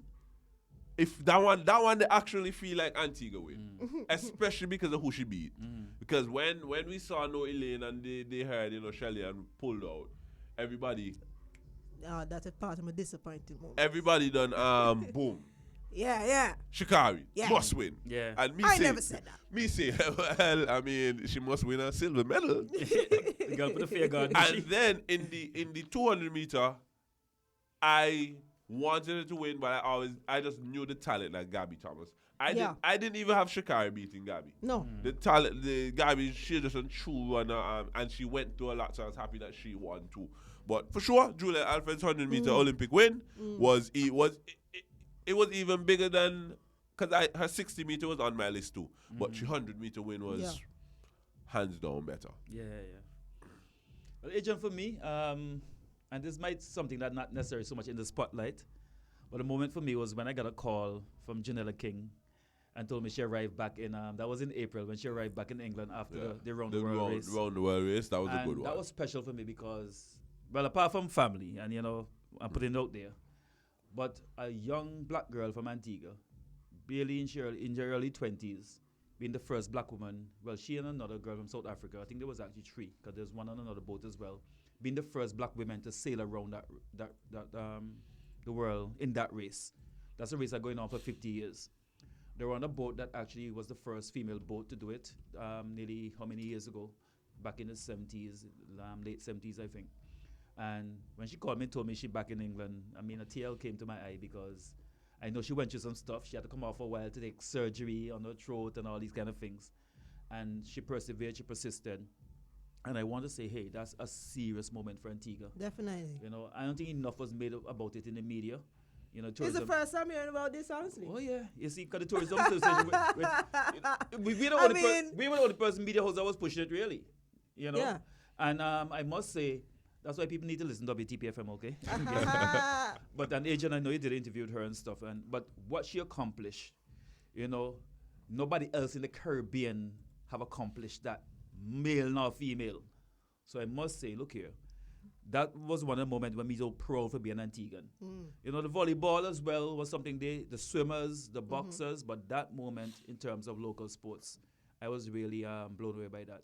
In terms of international sport, and this is maybe the bad side of sport, another moment again, was when you had that, about a month ago when the Israeli Maccabi Haifa went to Amsterdam. Yeah. And they had that, you know, that situation with the racism or whatever. And what was sad about me for that, and why it kind of resonated with me, we have Israel there attacking Palestine with what I consider to be genocide or close to. And then you have a case where the Israeli, they were singing a song. When you hear the song, when somebody translated the song for me, and they say, we're going to, pardon my French there, rape your daughters and kill your fathers and those kind of things. And they were attacking Palestinian taxi drivers in Europe. But yet still, the media was just focusing on the fact that somebody attacked those Israeli fans and not saying what the Israeli fans did that caused the attack. I'm not saying warranted the attack, but caused the attack. And, you know, it showed to me again, sports is something that should unite people. Just like you say, Adrian, sports is unity, sports is love, you know. That's what sports should be about. Sports is something that should bring people together in rivalry, friendly or unfriendly. You don't have to be all friendly rivalry. Right. But at the end of the day, I should not kill you for being a supporter of another team. And that's why I always love cricket, because when you watch cricket, no matter if West Indies play Pakistan, India, whoever, England, whoever, fans in the stands, we rub up and jump up together. We might cuss the people on the field, sometimes cuss our own players, but the fans, we have that respect for the fans. And when that happened, it was a sad part of sports that sometimes makes me, sometimes I don't want to always associate with sports. That was one of those moments. But I must say, you know, it's been a great year for sports, but that moment left a sour taste in my mouth, especially the fact that the media just don't play what the Maccabi fans did. They just kind of downplay that as it never happened. The song they were singing, they were chanting and burning Palestinian flags and making signs of the cross to Palestinian people and beating up taxi drivers in their own country, because these Palestinians lived in Amsterdam, beating them up in their own place, you know, and everybody seems to downplay that part of the whole story. That was, to me, was a sad moment for 2024. Some of my honorable mentions were obviously Azari's 50th T20 wicket, because I mean, fastest to 50 24. Yeah, like player. It's somebody that we grew up with. Like it's not like I don't know him. We grew up together. There was also my cry for Amir Jungle has been happening since January, and I was happy to see him not only come and play his first ODI, but to grab a century in an important century too. And win the game. And Agent, you did call it. You did call for Django, and he came and delivered. So that was a great moment. But maybe she'll pick what's his team. So we move and we move and we move. We've covered a few of our. We've covered the club teams of the year. We've covered the emerging athletes of the year. We covered the moments of the year. We can now go to the part that we're all here for. The most disappointing athlete or team of the year. Oh, gosh. And before we do this, let's talk some West Indies cricket. No? Okay. Why you spoil? I did not even mention them. I mean... But there are many teams. Funny enough, we give West Indies only honorary mention in the section, you know. But there are many teams that disappoint us. They disappoint us for many reasons, and we can. Let's not get it twisted. We can be disappointed by winning teams too, because if you disappoint me, you disappoint me. This is my personal reason as to why you disappoint me. Okay, if you're supposed to get 100% and you only get 90%, that's disappointed. Okay. So, Doc, let's go with your disappointing team of the year. Did you do an athlete and a team, or did you do... I do a team. But do you have an athlete as well? I probably can think of an athlete. Okay, let's go with teams first. But disappointing team of the year. Team, India cricket team. I know people are going to say, surprise, India win the T20 World Cup and blah, blah, blah. That may set up for them anyway. But look at what they did in New Zealand, in India, against New Zealand. Yeah, that was Three game that they hardly, some game they hardly make 100 runs. That's crazy. When West Indies was on the top, it's the one thing I ever say about West Indies. Even when people give me slack about West Indies, but saying West Indies was it, you only know how much you're gonna lose by when you play for West Indies. You ask how much you're gonna lose by. You know, ask if you're gonna lose. You know you can lose, but you just want to make it look good. Yeah. With other teams that they tell me that they it, like India and them, and until they get so much blow. So India was my disappointing team, especially what happened against New Just Zealand. before you continue, when I was choosing my teams of the year, I had, just off of the basis that they win the World Cup, I circled their name in my honorary. And then when we reached the New Zealand series day, that was it. Yeah. They not only lost the New Zealand, they lose to Sri Lanka in an ODI series. Outside. And lose 3-0. And right now they're in a dogfight to Australia. Well, Australia gone 2-1 now. Yeah, so that's it. So that's it. Yeah, that's basically But it. second to them, in terms of my local team, Antigua football team, Jack. Antigua and Barbuda national football team. When are we going to win another game? I'm so sorry to be laughing at it, but it's just my face. Even draw a game, Jack. One game that matter. Okay? So, I don't have to say much about those two things. Yeah. You want to go? Yeah, let me go. So, in terms of local, I didn't go team because I went administration. And it had to go to the Athletics Association when they fumbled our athletes for the junior championship. For the junior championship. That big one. Of course, we saw some heads roll, but it wasn't satisfactory. The heads not really roll? That's what I'm saying. It wasn't as satisfactory. They repackaged themselves. Anyway. Right. So that was... No, you don't want to say call things like that, is no. So definitely. So call them like it is, okay? The truth is, not they all need to go. And this is not the first time we know of something like this happening. Yeah. So that's that point. Listen. In terms of Olympic route, I have to say what was disappointing for me as athlete part of it, so if you want to put it that way, was the fact that Shelly Ann Pocket Rocket, she didn't get the proper retirement for Olympics how I wanted it to be. We know the little controversy in how that went down, and we know overall in terms of Paris Olympics, the organizing of it leaves a lot to be desired. So those were the two things for me in terms of that. Whoa. Boy. No, there's some serious events here. Yeah, some serious things. First off the bat, West Indies was one of my honorable mentions. You realize how we didn't mention West Indies because just sneezing. No, sorry. Because the reason they were honored, they started the year good, but they were really bad throughout the year. Throughout the year, it was so up and down. They win against they bang USA, bang Uganda. Oh my, the only valid win they had for the year were two. And Doc, you know how me feel about the Australia win. I want to win the series, I mean the Cape. But you have put it into perspective for me and said it's a big win. Yeah, the Australia win, big that deal. Win. That's a big deal. And the New Zealand winning the World Cup. What else are win that big for the year? Well, they beat England in the ODI series. Doc. England from bang. Doc. If I lose England, no. But you lose. I'll even say drink some water. Look here, but I can drink water. They lose to England in the T20, which I think was a huge deal because they're not supposed to lose England in T20. But they bang England in the ODI. Doc, in a World Cup year, right? We learn about sports. In a World Cup year, anything that happened after the World Cup, Doc, I couldn't care less. You done fumble the bag in October now. Hey, the World Cup big time. The World Cup set up for the bias win, but India. But at least we could have reached the finals. We could have at least been in the final. India set up for the body else win, but India. We know that, but ourselves struck ourselves. We could have reached the final. Yeah. Well, there was a big mistake in that. Yeah. My other disappointing team of the year was the Antigua and Barbuda women's volleyball team. I mean, Maya Cho, good one. Definitely. You look at the league, you look at the tournament, 2 years ago, huge controversy. Senior, the head coach came out on the media and said it's time for some of the senior players to retire. Yeah, some of the senior players proceeded in the following club season to go and win individual awards, which showed that maybe they had some in the tank.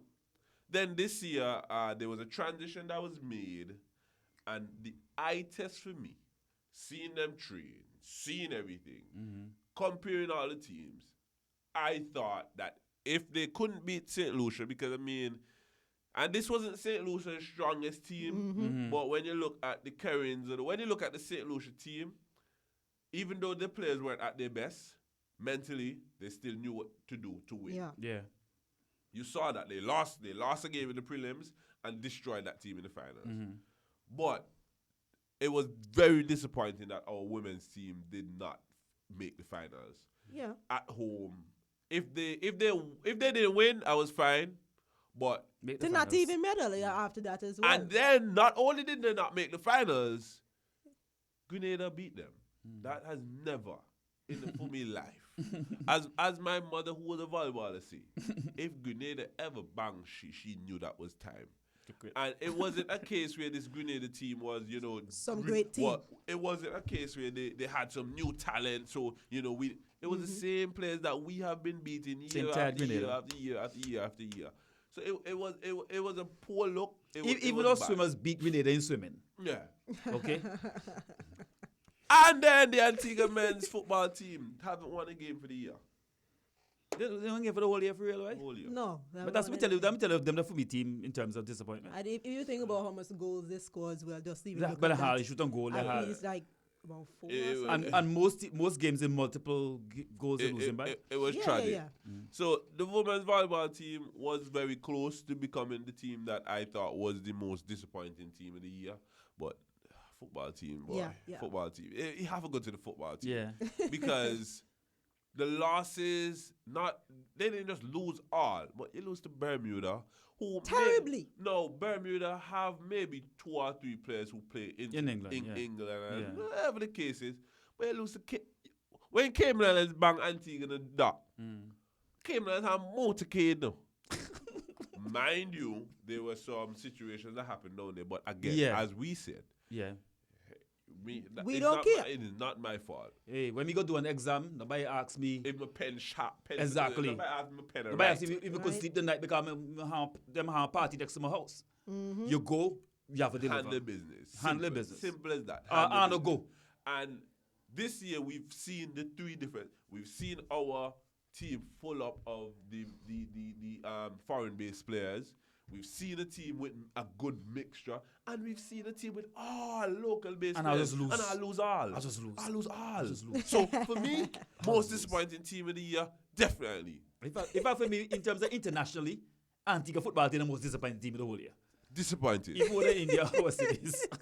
Definitely. Hands down. Hands down. Yeah, definitely. When it now came down to my most disappointing team, well, I West Indies, so disappointing athlete. I didn't really. It was just too much for me to pick from. Yeah, I didn't have an athlete per se, but I don't know. But Noah Lyles had a lot to see. But he ended up winning a medal. If he didn't win that medal, he would have been mine for sure. Maybe Craig Bradford. But Doc, I hear me, Doc. But just get called for your name. Doc, just get called for your name. So last year, so at the start of the year, we were going to have a show like this, right? And I said at the start of the year before having the show, said to our boss at the time, listen, if me go up on the show today and talk about team of the year, it's not gonna happen. Why? Because West Indies just playing against Australia, and Craig Brathwaite barely score 15 runs. Next to him was Tagner and Shandapal at the time. It was bad. Craig Brathwaite came in. He did so well in the he did well in the regional tournament, and then proceeds to not do well again. My most disappointing athlete of the year goes to Craig Brathwaite. Hands down. It was bad. It was bad. Captain Craig Brathwaite. It was bad. That Brathwaite. So, we move. With 10 minutes left in the show, let's get to the business end of the show. Our sports man of the local, let's do our locals first. Sports person of the year, male, female. Doc, you go first? No. Okay. Okay, so I'll go first in terms of the female. There's none that walk in her shoes. It's Kimberly Percival. That's just what it is. Now, nationally, I know some people could say technically he's not national, but technically he still is. So I have two. I have Rai Benjamin. I mean, obviously he won an Olympic medal. I don't care what they say. Yes, he's running for America till Antigua. Still going to class him as that. And for everyone, Adrian Constant, of course. If you look at the year that he's had,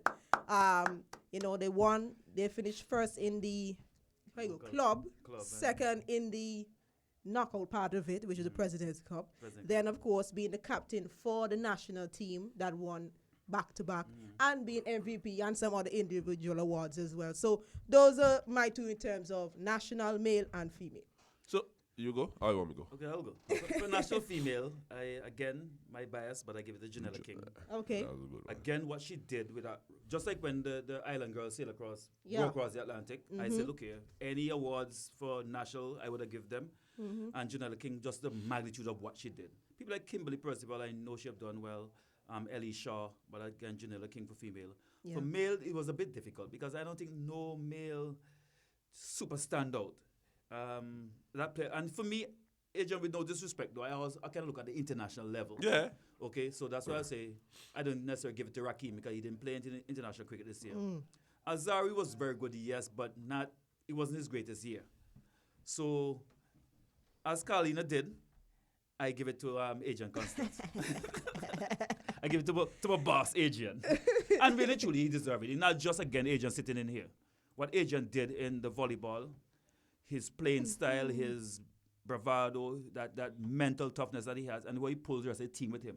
Because one thing with a team sport we overlook often is leadership. Is how you leadership and how you pull that team with you. Yeah. Okay? And Adrian did that, and I think that kudos to you, Adrian. I have to give it to you.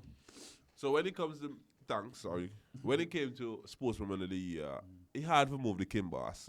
If you look at my phone, you see her nickname is Kim Boss. Like she not only again, and yes, she's doing it again, but we don't understand that she's not one of the best in the region. She's one of the best in the world in bikini fitness. And she have won international competitions. She's going to the World Championships, and people are wondering, where's Antigua? And all you know, when the weekend finish, she's holding something.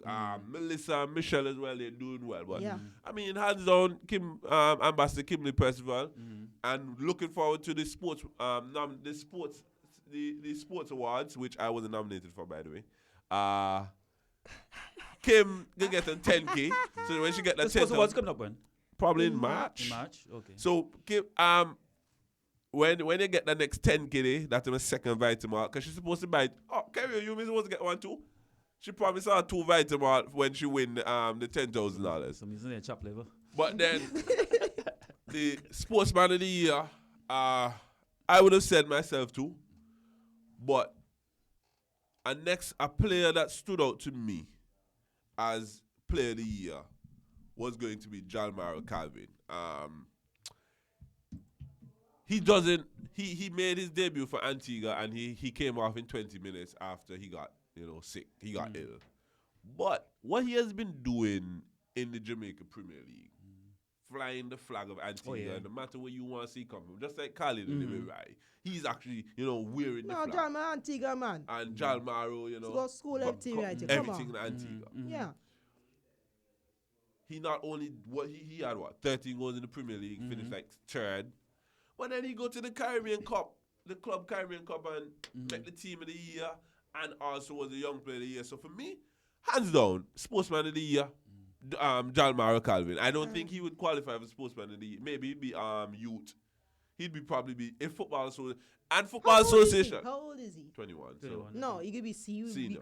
Senior. So football association, you didn't even waste time and select nobody else. Well, I mean, the deadline don't gonna have a submission or so. Well, I hope that if they said Cleo, Carmen, let me plug, put it on plug. He has to be our football. But No, don't have the he nomination. doesn't have- I he don't doesn't think have he's to. going to be. I think it's going to be Raheem Deterville. But the I nominations don't already think- in, aren't they? I don't think he's going to be. I think they will nominate Deterville. Yeah, most likely. Because of what he did on the scene. But Yeah. it should be for me. Calvin. Yeah. But see, AJ, you make a sportsman pick because you understand sports. Yeah. Sportsman of the year. Let's go international. Ooh. Oh no, let's go regional. Sorry, I didn't see we have a Right. few So, minutes. Regional. so regional, of course, I have your girl here, Julian Alfred. No question about that. Regional is sportswoman. And in terms of the men, I have the wrestler from Cuba. That's Manuel Lopez Nunez, a 6-time Olympian, defeating one of the big countries. And he win every time he go to the Olympics. And that's the point. Becoming the first male wrestler to take 5 Olympic gold medals. In a row. Not much people consider. You're talking about in the realm of the Michael Phelps, Usain Bolt. That's the category he's in. And he's in a sport that we know he go at Olympics. It's swimming, it's basketball, it's track and field. That's what we really focus on. But we got to shine our light on our brother from Havana. Yeah. No. That's my pick as well. Mijan Lopez Nunez, Cuban wrestler, 5-time Olympic gold medalist. And that's for Caribbean athletes. So that's Caribbean that we're looking at right now. And in terms of female, Julian Alfred. So female for me, regionally, it was a toss up between my two favorite women athletes in the Caribbean, Julian and Haley. But at the end, Haley's individual success just didn't transfer enough to her team success, and as a skipper and all, you kind of have to take the lash for that to an extent. And I think 2022 was a better year. Yeah, for us 2020 was But so for sure we all have the same picks in here in terms of Mayan Lopez as well. And Julian Alfred. I also, had an honorable mention for Johnson Charles. He had a very, very, very, very consistent year in cricket. Any team he played for the year, you can bank for he for be one of the leading run scorers at the age where we thought he was done. And internationally, God, I had a few for this boy. Okay, you go first then. Okay, for the men, I have like 2, of course. You have to mention Thibodeau in that one. So he was my leading one. But a little bit close behind was Djokovic, the Joker. And he won his gold medal at the Olympics. And the fact that he's mentioned is because, I'm going to read it right here. Let me find the exact part. He said it's the first Olympic tennis championship gold medal for Serbia. That's the first thing. And with that now, as you know, he was having a great year in terms of winning majority of the Grand Slams as well. So that now has made him become one of the first players to reach a milestone where it's not really full calendar year, as you know, sometimes sports calendar year, but to do that in an individual sport, you have to give a little mention to he's Joker. the Loris athlete of the year as well. Yes, definitely, that as well. And in terms of the women, it's an Olympic year, so most of the time you have to think about the Olympics in terms of that. You have to mention Simone Biles. You have to mention Sydney McLaughlin-Levona. She would have shattered about 5 times the world record in terms of the 200 and 400. But in terms of that, giving my edge for who I'm good, I'm going to go with Simone Biles. Just because, listen, I'm a Simone Biles fan. Just to come back. And I love a comeback story more than anybody else. To have basically fallen apart mentally, to deal with, and we know some of the worst fans ever is Americans. They tarnish this girl like if, she doesn't know what she's doing. She's choked, she's this, she's that. And to come back from that as the oldest ever in gymnastics and dominate, have to give it to my girl Simone Biles. Definitely. And Thibodeau for what about you, Doc? I had Adman Mondo Duplantis, the Swedish pole vaulter, winning the Olympic gold, breaking the record. And the pole vault is not one of the sport that always on the spotlight. But what he has done in pole vault, and even had that exhibition race with another, that's to show that he's really lifting the sport. And I definitely think I had to give it to him. Again, it's not the most popular sport or popular event, but I had to give it to him. In terms of female, Aitana Bonmati from Spain, Barcelona FC, winning the treble with Barcelona, Ballon d'Or, female Ballon d'Or Femenina, MVP, the UEFA Nations League. I just had to give it to that young lady. I thought her style of playing, her strength, her mental toughness, I just think that she exemplified what I want to see in a sports athlete of the year. Yeah, so I have to give it to her. my international sportswoman of the year was obviously again Julian Alfred. Why?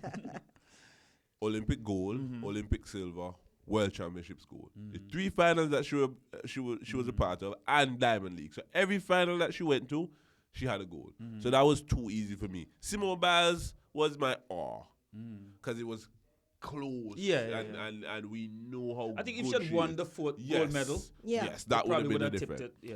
On the international, the men's side, I'll go for Patrick Mahomes again as how well he did, especially in the Super Bowl. John, you walk up We went then to the NFL. I went to Carlos Alcaraz again, who had a really good year. But no matter what you say about India, right? Jasprit Bumrah was the man of the year. Oh yeah. Listen. Oh yeah. If India make 50, India believe Bumrah could defend the 50. It's just like when West Indies, with Robertson holding them now. You make 50 about over 49. So again, my international sportsman of the year was Jasprit Bumrah. I thought that he had a really good 2024. For the most part, for the baller he bowled looked like a 10 pounds because nobody could have move it. Hey, Bumrah so good. The other day, one man scored 33 off about 40 ball, and that was a celebration. Yeah. That's how good Bumrah is. So again, thank you guys for joining us on the sports show. Definitely, we will package this show, put it on YouTube. But before we go and before everyone, before everyone gives their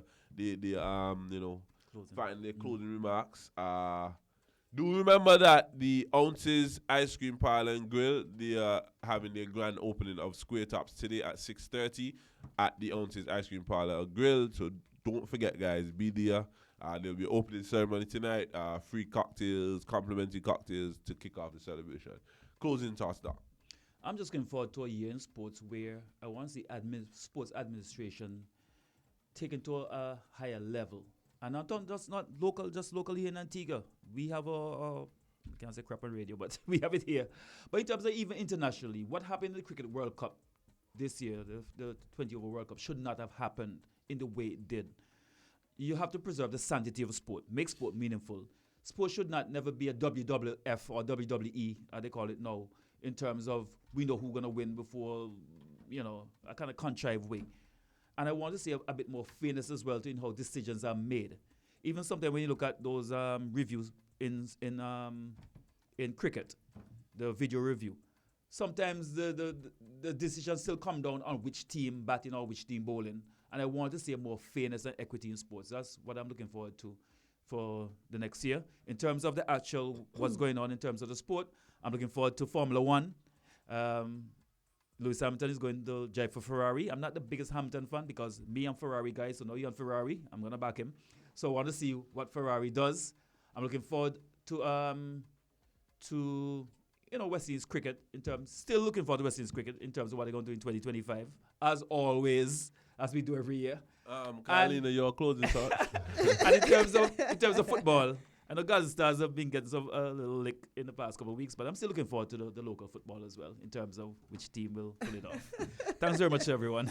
My final thoughts are definitely in terms of a greater improvement in terms of administration, marketing, just a greater input from our private sector here in Antigua, because government can't do it alone in terms of getting our sports on another level. And we have the raw talent. We need the facilities, we need the training, we need the experts. And coaches, oh gosh, when these experts come, you don't know everything. Just listen to because the coach. If you knew everything, we would have already had an Olympic champion, a world champion in these things. At least in a football game. Oh my. So please, let's be open and be acceptive of whatever it is that's there to offer to make our sports greater.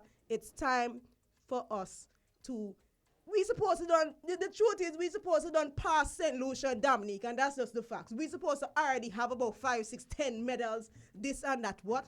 We are behind the 8 ball in every sport, and that's just the truth.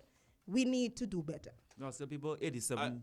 He says athletics when we bang everybody. Okay. And our team all those bang the 87 of win championship. At the start of the year, I said that Antigua is the outside of Jamaica, Trinidad, and Cuba. Antigua would be the next best thing in sports. We have nothing to show for it, other than if they do a championships and maybe I'll come out with the most points. We have nothing to show for it.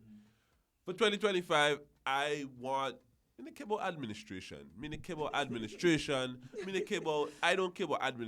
I don't care about how the other teams are doing in the world.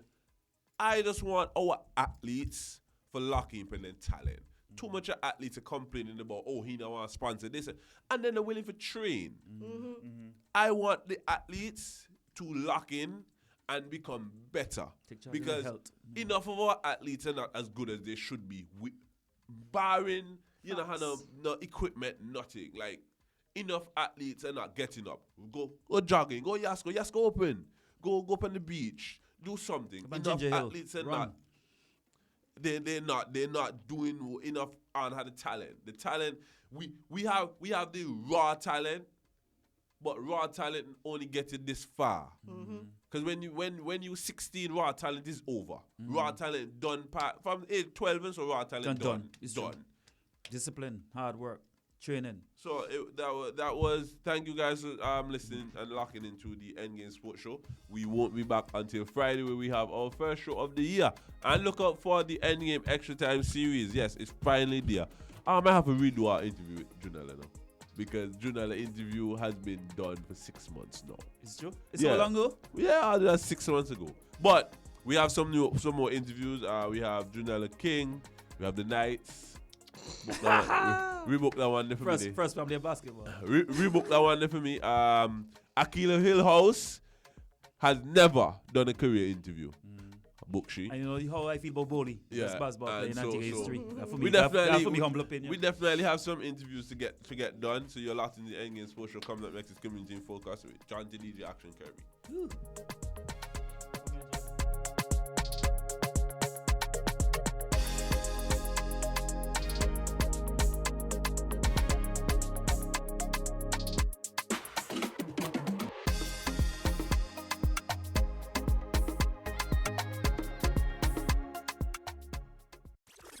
WTP Radio, Antigua. Matter of Fact, a program geared towards discussing the issues, constructive dialogue, answering your questions and concern. Matter of Fact.